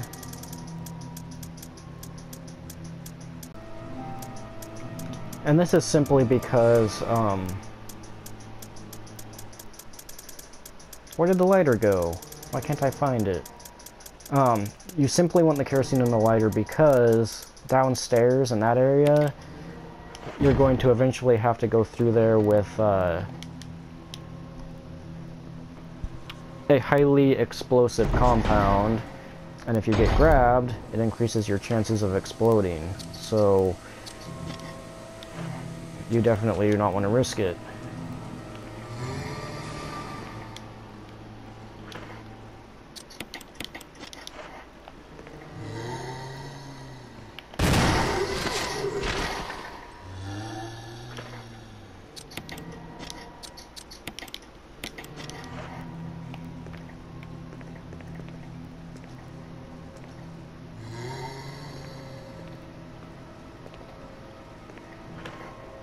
Up here isn't as big of a deal to have the Crimson Head spawn.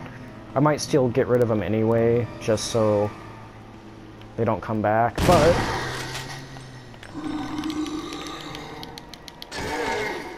you never come up here with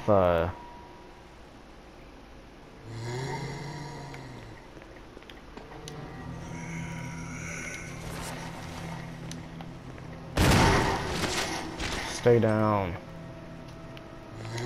So all of these zombies will turn into Crimson Heads if you let them. The last zombie I'm not too worried about because he shouldn't get in the way too much.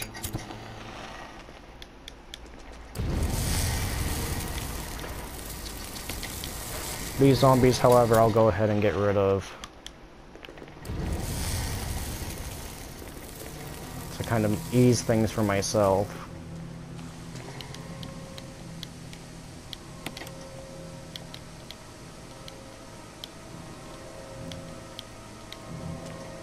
Do I get 2 uses or 3? 2 uses.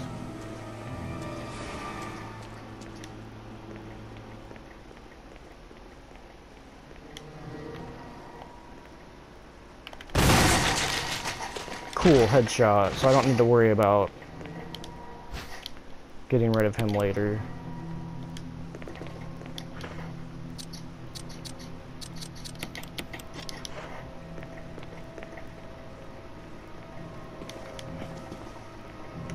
So I'll go ahead and put away this MO disc for now.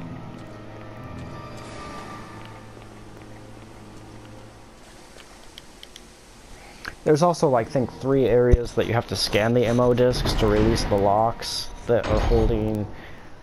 I'll just spoil it and say that Chris is in a cell in this lab, and you have to release the locks and save him. Usually it's as the timer's running out before the mansion blows up at the end. Which the mansion blows up at the end, spoiler alert. And there's a timer limit at the end. That's pretty much true of every Resident Evil, though.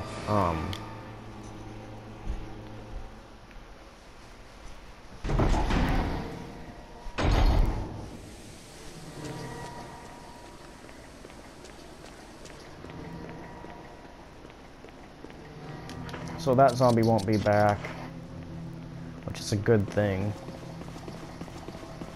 I'll probably just go ahead and clear the areas down here of zombies because I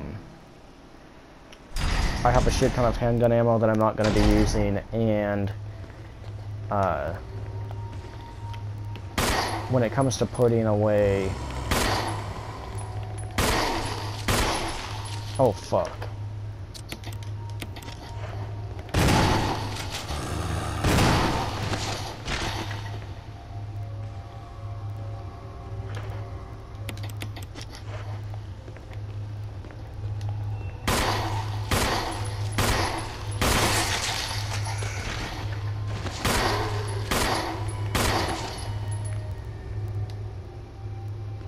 So that one I got a headshot on, which was nice. This one I'm gonna go ahead and burn.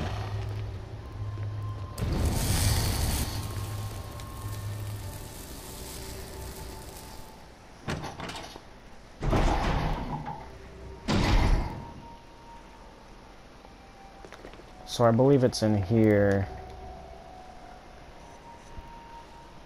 Something important that we need to grab.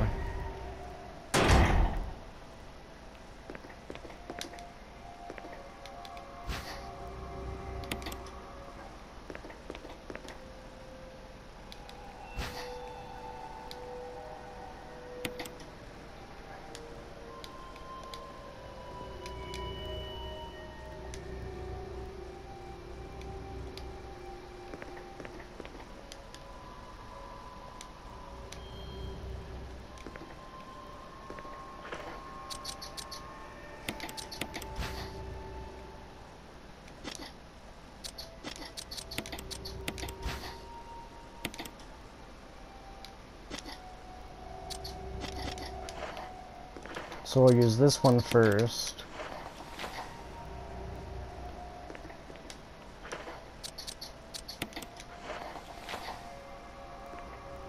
And then, now that they're in alphabetical order, you push that, the organs line up.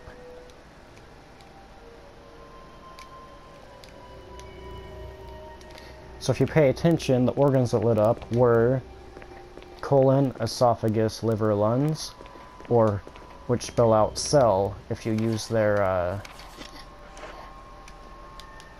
so John Ada, that's another password for one of the computers. So you can probably put it together already. The password for one computer is cell, the other password is John and Ada, or username John, password Ada. So those are the puzzles for this area. As far as I remember, there are no other puzzles you have to do. It's mainly just... Okay, so I have to do that first.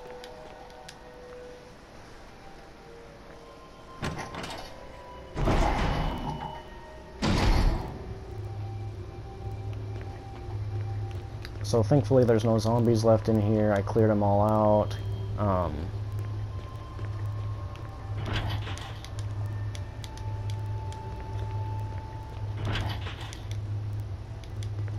Okay, so this is the way I have to go.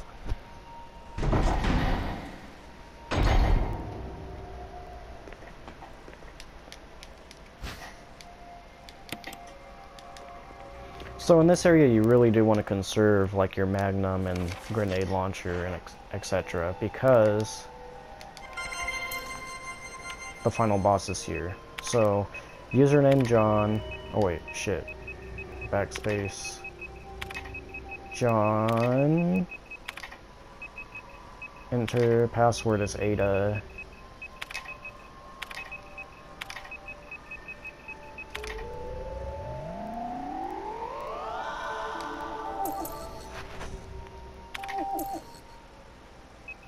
So this is for the upper level. To unlock the door, the password is cell.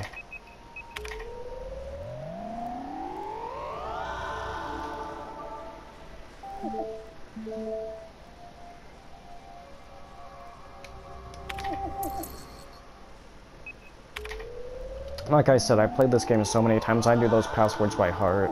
They're not hard to get, but I didn't have to do that X-ray puzzle, even though it only took me a second. I believe in this room as well, there's a place to scan an MO disc. I want that. No, I want that first aid item, damn it. I mean, not first aid, but self-defense. So... Or not, maybe there's not a place to scan one.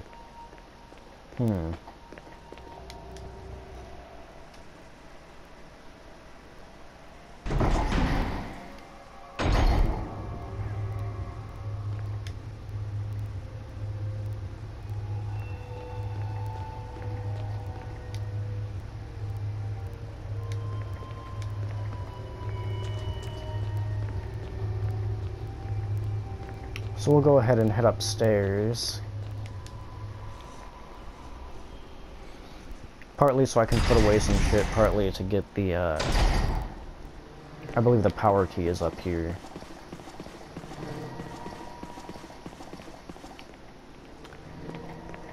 Also, come to think of it, I think killing those zombies might have been in vain, because, I believe they respawn when the timer sets, so that might have been a waste of ammo, but we'll see.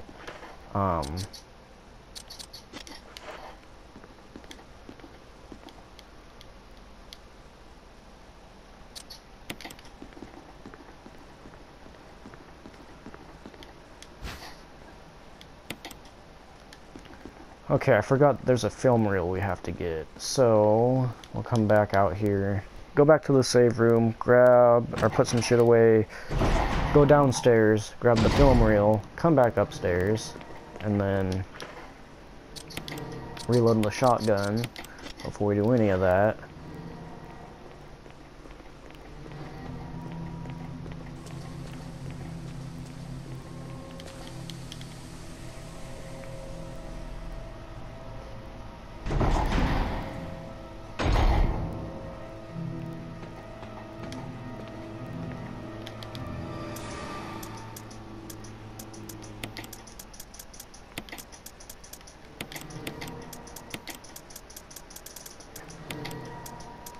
So we managed to get ourselves some super valuable Magnum ammo. Really, Magnum's probably the most valuable ammo in the game next to grenade launcher. They're probably about equally worth conserving.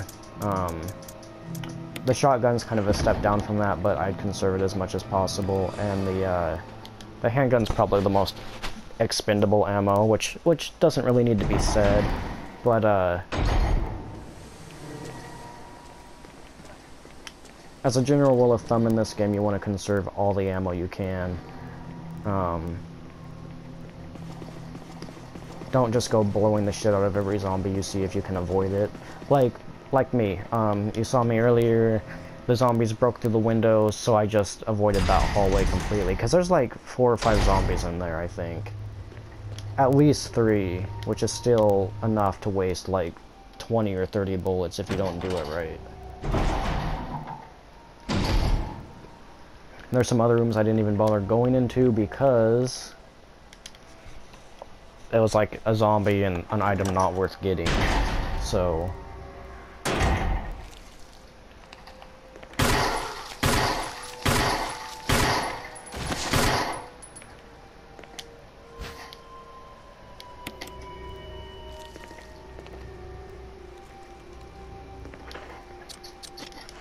here's the film.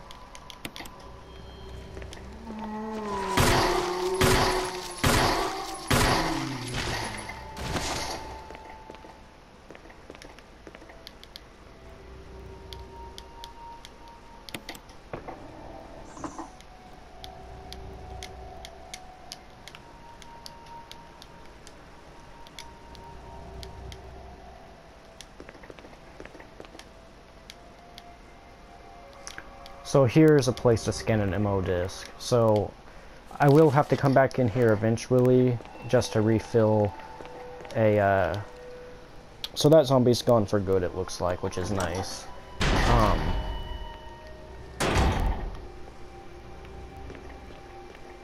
But you get like a fuel cell and you have to refuel it in there.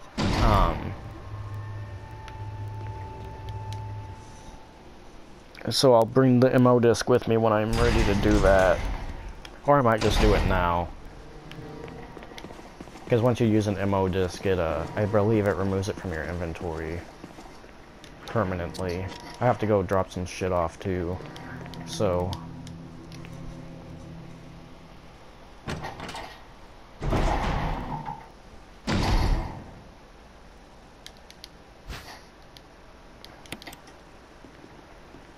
Also, that film that we've got at the very beginning of the game, we can use it here to see what happened to our buddy Kenneth, who, if you don't know, he was the guy who died.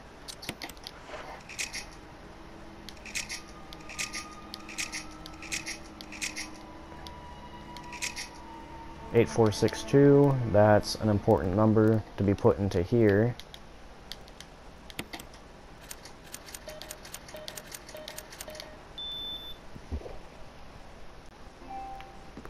And if you're not aware, I think that the Kenneth film in the GameCube version, and also in the PS1 version, was an item you had to carry around. In this version, I think it's just something you passively grab, and it doesn't actually take up an inventory space.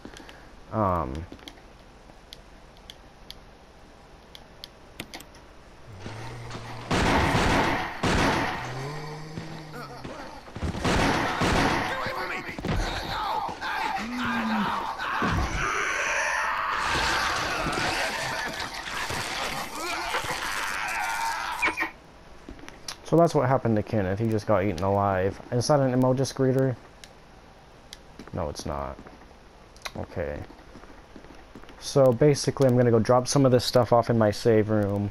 I'll grab my ammo discs and I'll kind of go around and try to scan the ones that I can.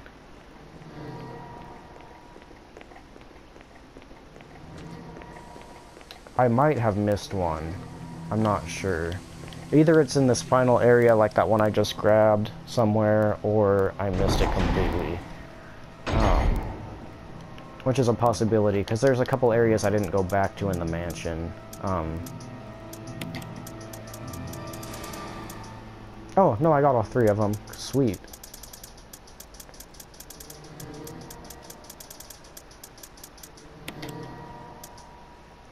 Alright.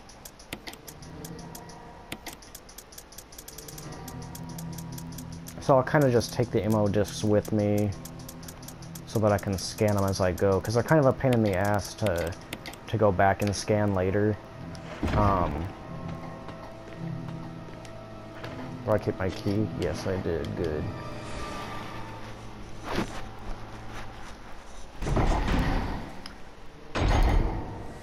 So there's 3 areas to scan them.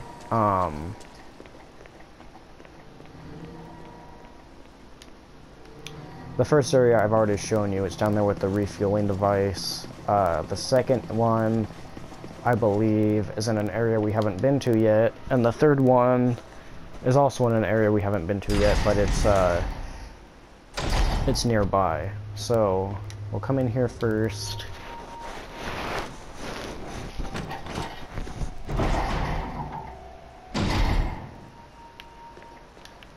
That's an area we're about to go to, where the third one is.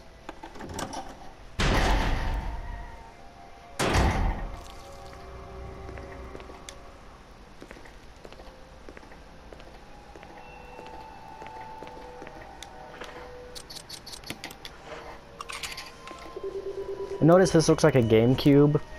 The ammo disc scanner looks like a GameCube. That's a cute thing I thought they did. It even looks like controllers are coming out of it.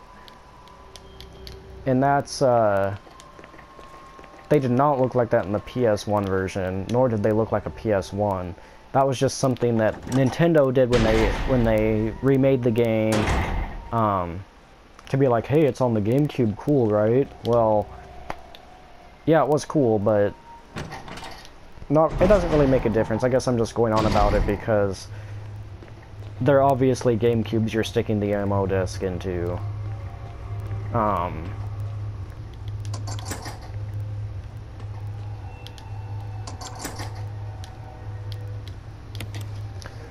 So this is a side area. The only reason to come in here really is to get the ammo disc scanned. I'm just gonna do it now, so that I don't have to later. I don't remember there being any important key items. There are some shotgun shells.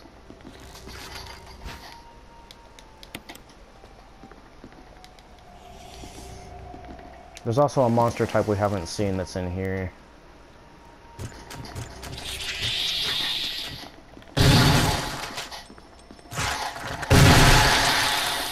These guys.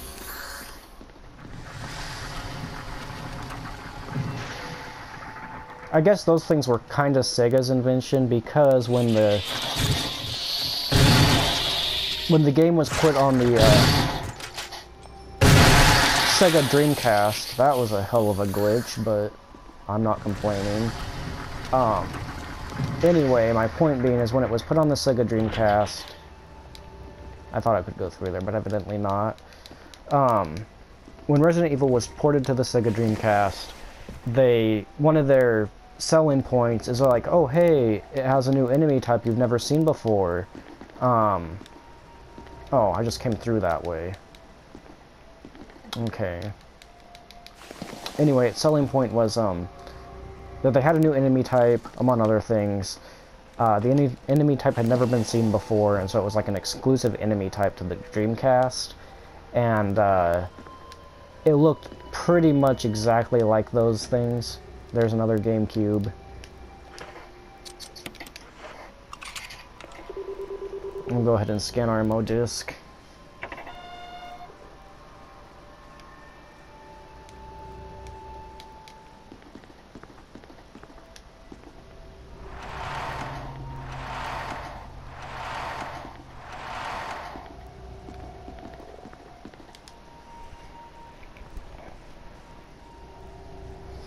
Those insect things, I might just go ahead and kill them all because they're a real pain in the ass to deal with later. You'll see why, but I'm not sure if there's an unlimited amount of them, but there's probably not, because Resident Evil doesn't really do that much. Where it's just unlimited, endlessly respawning enemies. They don't seem to mess around with that, which is nice. What I might do is also grab the Magnum and take out those zombies out there with it, since I have kind of a surplus of ammo.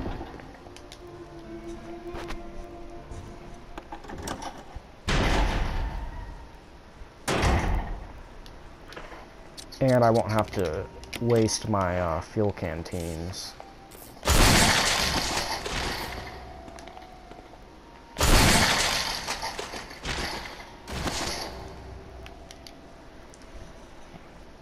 So yeah, the Magnum, super effective against zombies and other enemies, but instantly kills all zombies.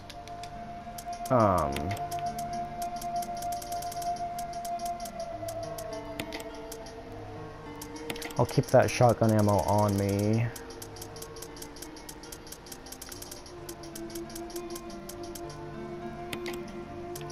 I might put the shotgun away. No, I'll keep it on me. I'm gonna go do the final ammo disc before I grab any of this shit. Just so that it is done and I never have to do it again.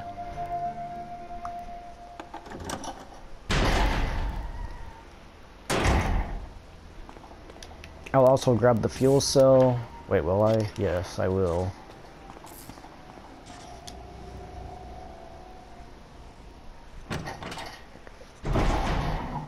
But I want to kill as many bugs as I possibly can now, so that when the fuel cell is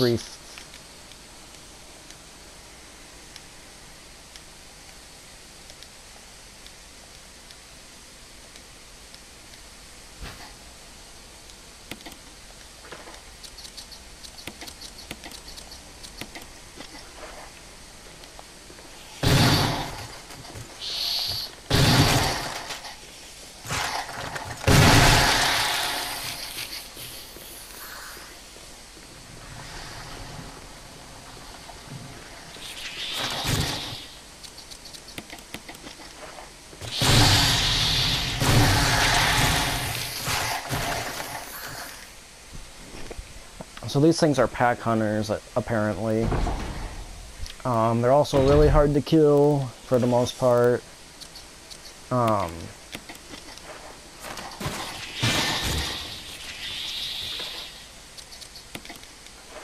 So this is our last ammo disc.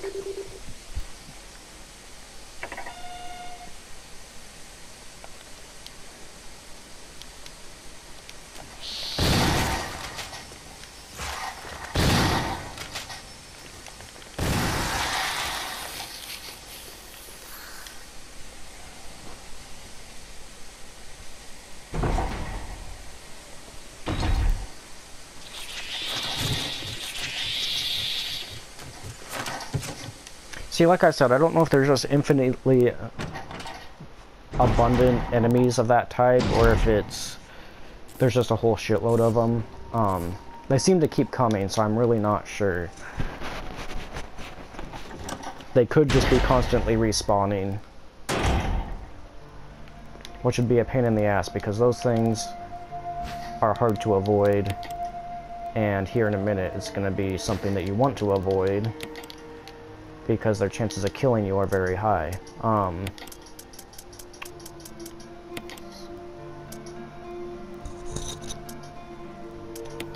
We'll go ahead and put away the shotgun for now. Actually, I have 3 shotgun shells. I may as well keep it. And also, I'm probably not going to be... No, I'll put that one away and I'll get the assault shotgun, because that one at least has 10 rounds already loaded into it. Or, sorry, 5 rounds. And can hold the rest of these, because it can hold 10 rounds.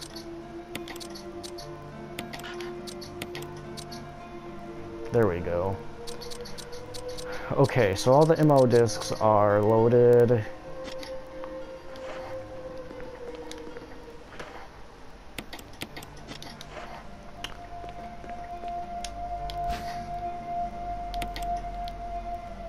So I'm going to save before I do this next part, and you'll see why.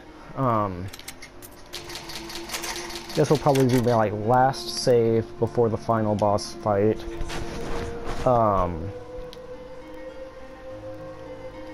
If I die, I'll have to do this last part all over again, but I won't obviously be recording that.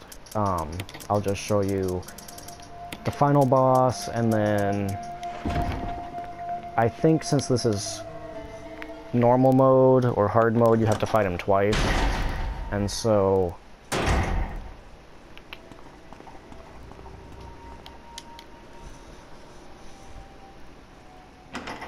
yes. And the first time is pretty easy, actually. It's really the second time that he's hard to kill. Harder to kill, I should say. So before we do anything too crazy, I'll show you where Chris is hiding.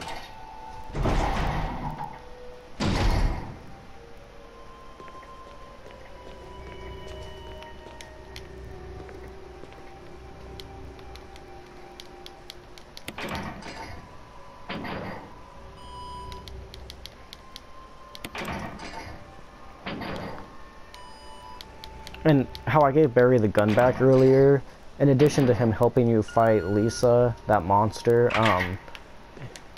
if you get all the ammo discs, the first one I think is the easiest to miss probably, because you have to kind of go out of your way to get it. But as long as you get all 3 of them, and in the first, I will say that in the first original Resident Evil, they were a lot more cryptic in where they were hidden, so it was easier to miss them. They put them in more obvious spots in these earlier versions, but by giving Barry his gun back and by doing this, Chris, you effectively get the best possible ending. Jill, there's something big going down, and I don't think we're part of the equation. I have to get you out of here. It won't open. Wait, I'll be back to get you out. Okay, no sightseeing though.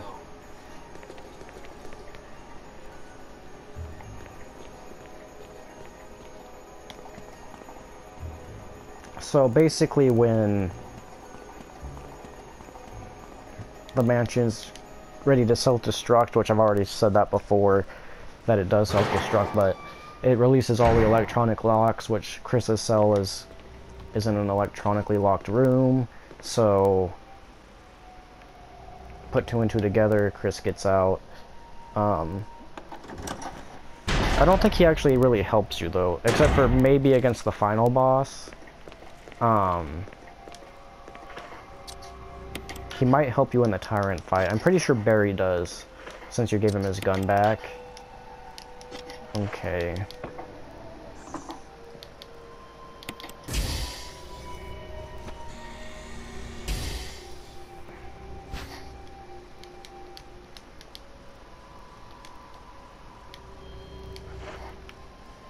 So this is something I'm pretty sure that was not in the original Resident Evil either.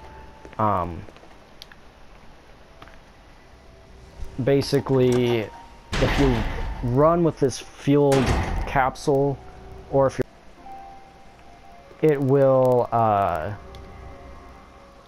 explode and you die instantly. So that's why I saved it. It's because if by chance I'm grabbed by an insect, hopefully I'm not, or if I fire my gun or run, I could explode. Because yes, even the recoil of your guns can cause the stuff to explode. So you can't really shoot anything, you can't get grabbed, and you can't run, which is a pain in the ass. And I went the wrong way.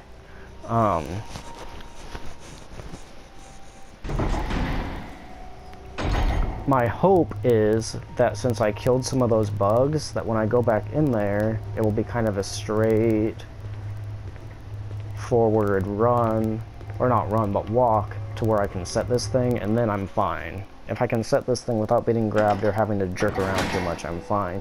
And I think it's based off a certain % chance of exploding, and so like whenever you run or get grabbed or fire your guns, it like rolls the dice, and if it happens to roll whatever number, you explode. Because I have ran like the entire way before without anything happening to me, but then there's times where I've like taken one step when running and then I'm dead, because that's how it works.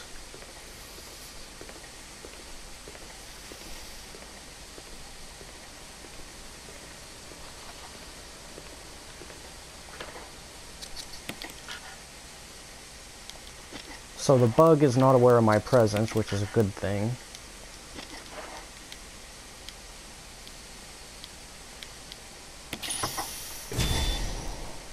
Now that I've set the fuel capsule, I'm good to run and do whatever. I think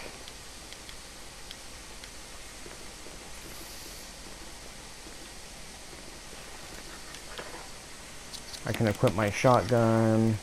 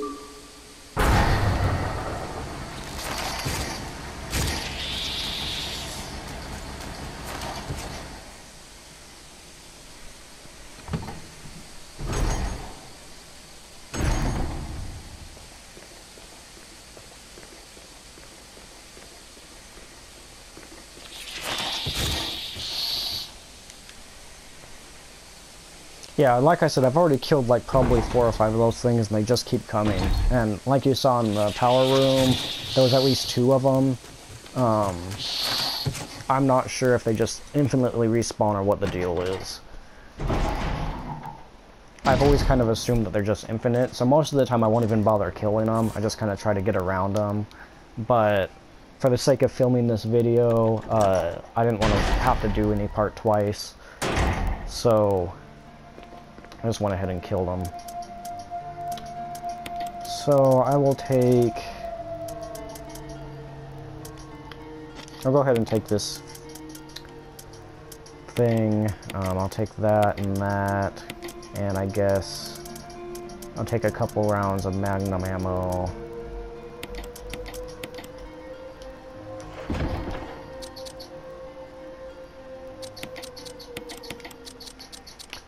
Hoping I don't have to use my Magnum, but it might come down to that. Alright, so what all do I have?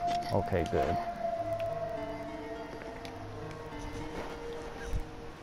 So Chris effectively has been saved. The elevator's been started up. Barry's been saved. I'm gonna go ahead and hit the button for this elevator.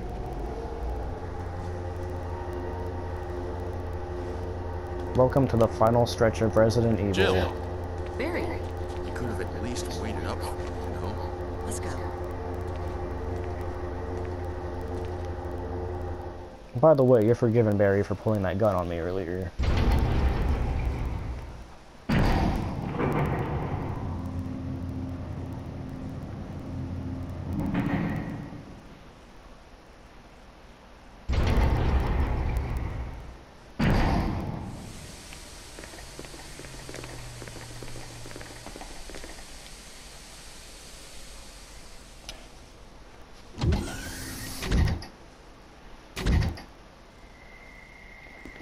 It's me, Wesker Shitface! Wesker!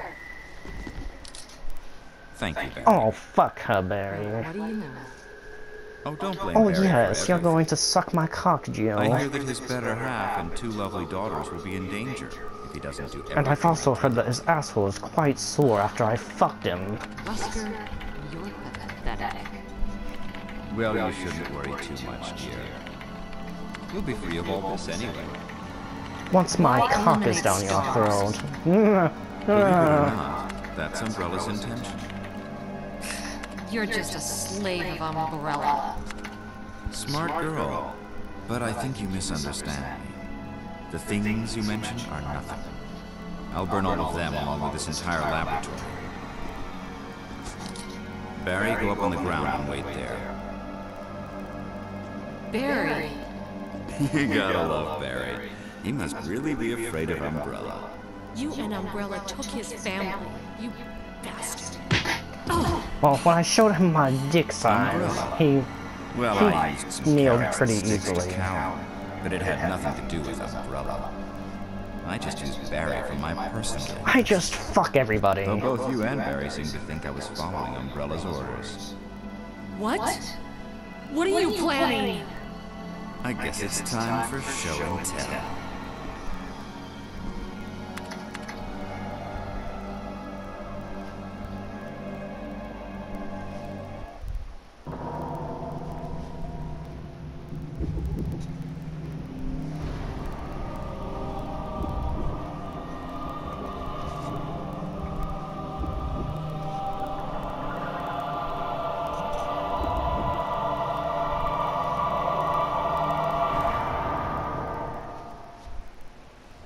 It's magnificent.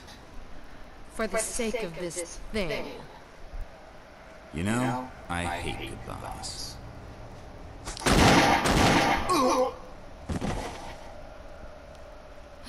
Barry! Forgive me.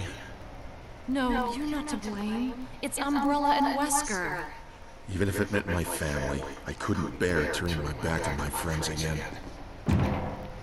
Shit!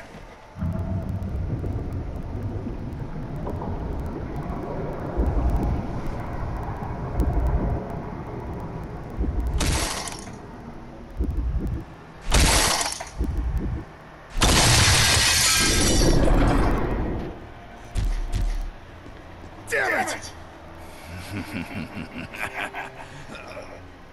Jill and Barry together. Oh, this is fucking horrible. Fucking awful. You want a piece of me? What?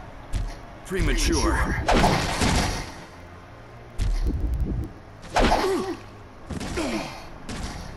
Why would you charge him, Barry? You viral cultured freak.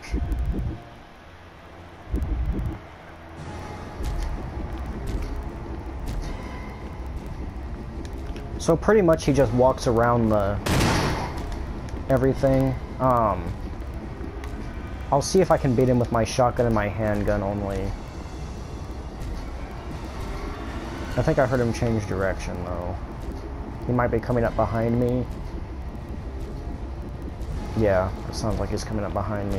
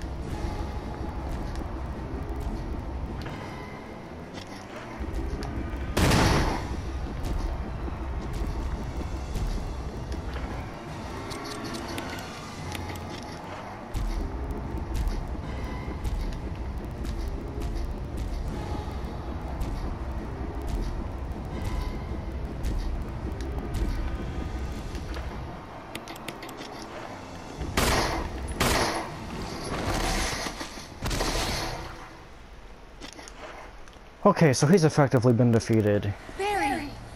Barry!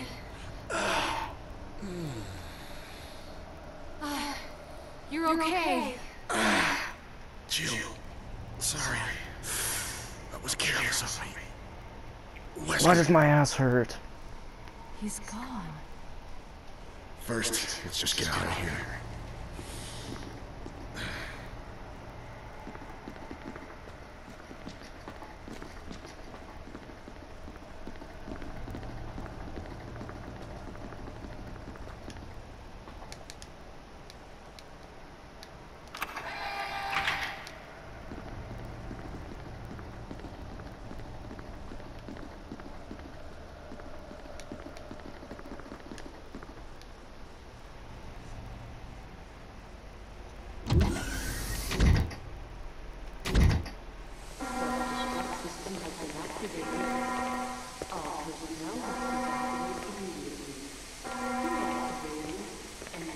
Wesker must have set it off. Let's hurry.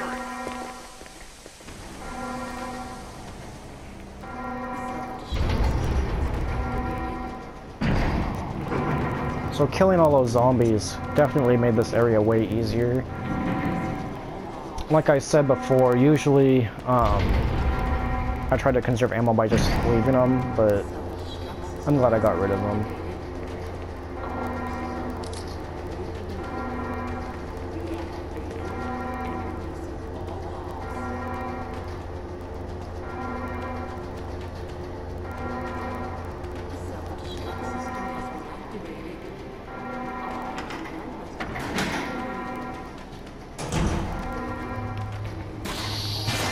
Oh fuck.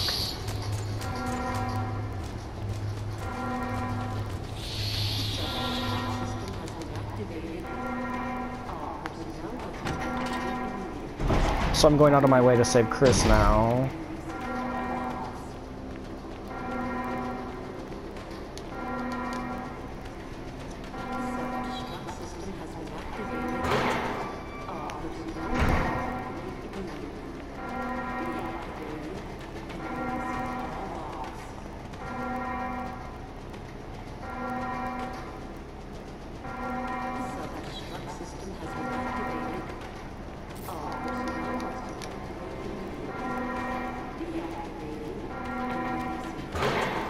I said before that I wouldn't do a playthrough with Chris, but I'm thinking about it. Jill, Sorry about the wait. so everything's taken care of? Well, almost. Now let's get the hell out of here.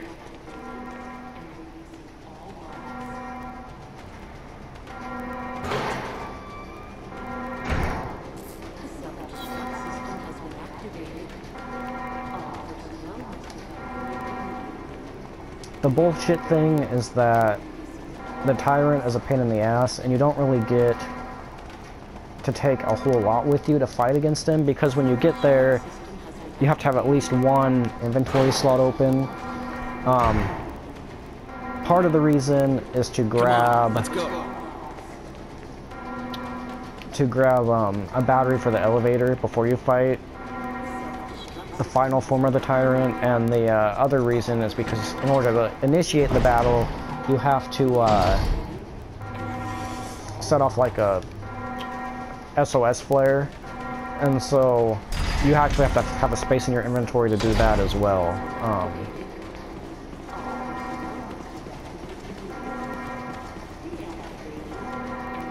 And these zombies stay dead. That's pretty awesome.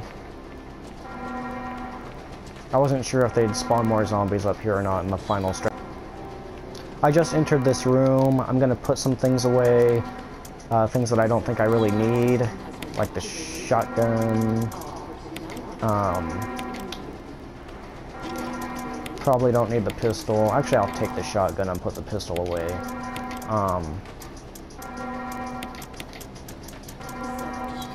I'll just load it up before I go.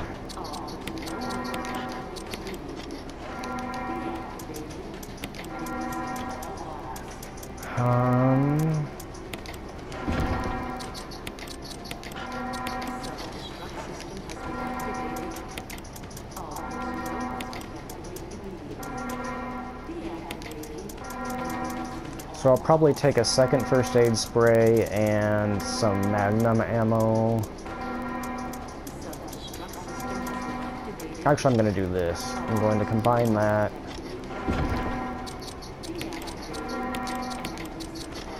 Combine that with that.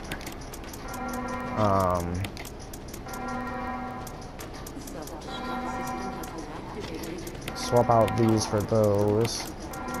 Grab some Magnum ammo. Ooh, I wonder if they can be combined so I can have like a shit ton of Magnum ammo. Yep. Okay, so I'm set on Magnum ammo.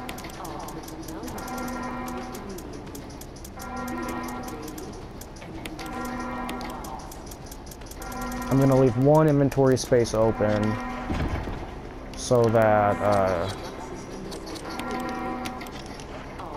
when the time comes, and it will come, that I need the extra space. Come on, Hurry!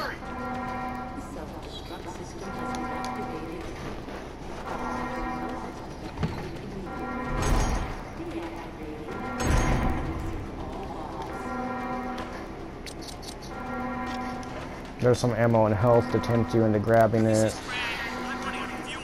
If there's anyone alive, contact me now or just give me a sign. I repeat, this is your last chance.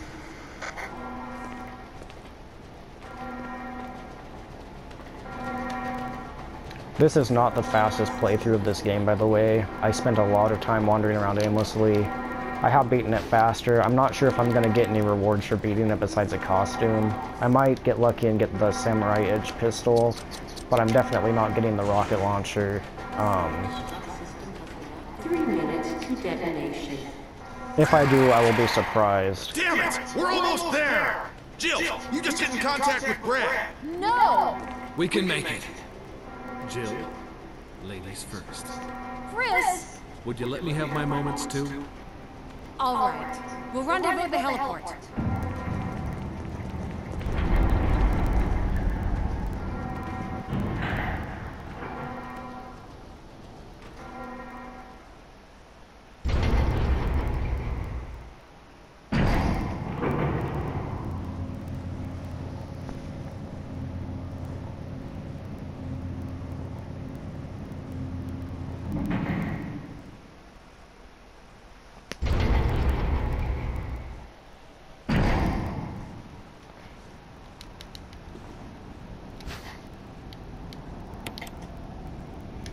See, it takes up a slot of inventory, which is absolute bullshit, in my opinion. Okay. Use it.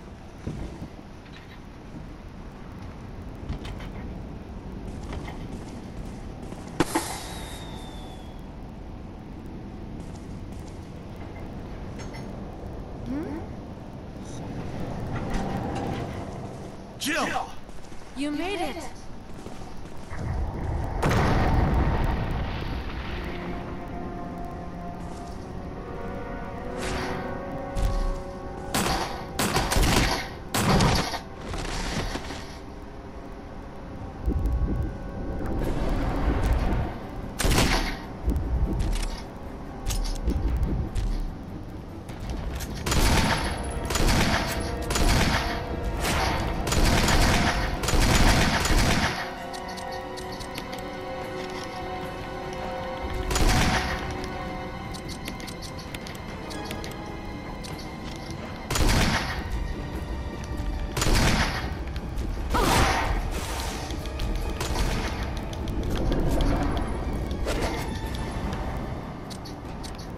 See, he hits hella hard.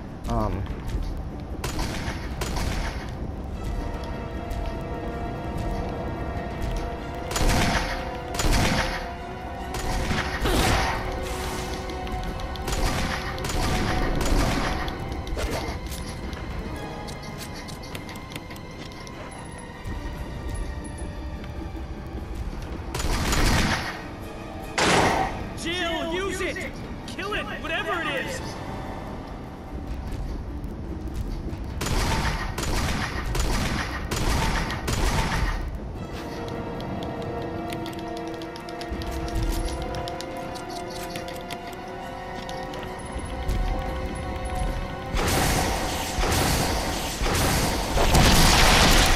There we go.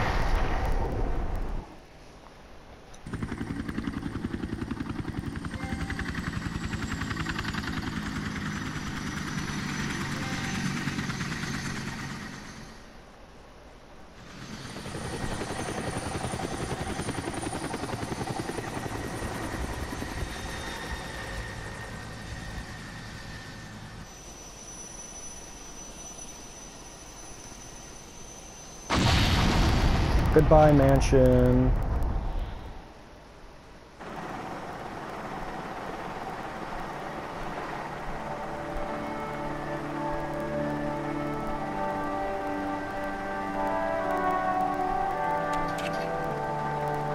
So this is like the best possible ending you can get with Jill. If you let Barry or Chris die, it's kind of the same except for one of them's not with you.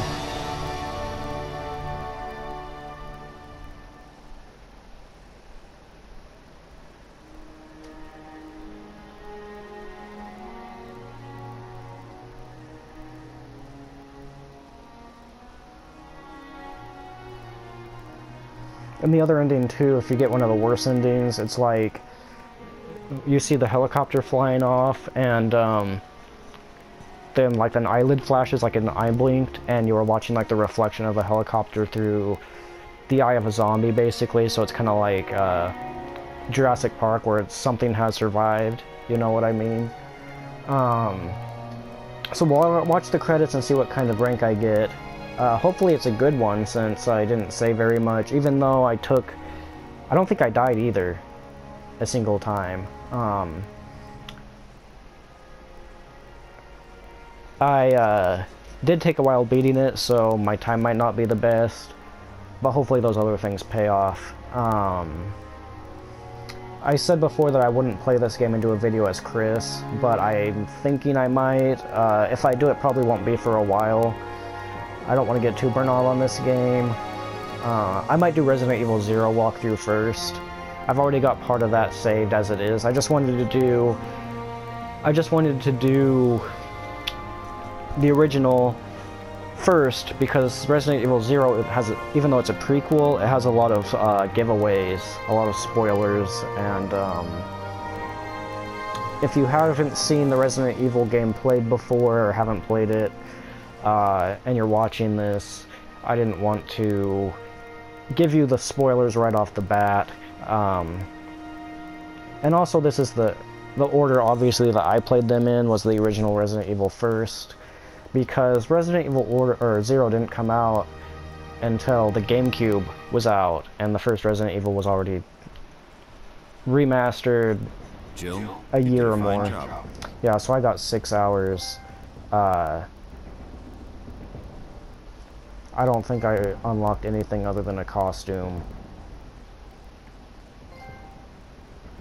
That's a terrible time.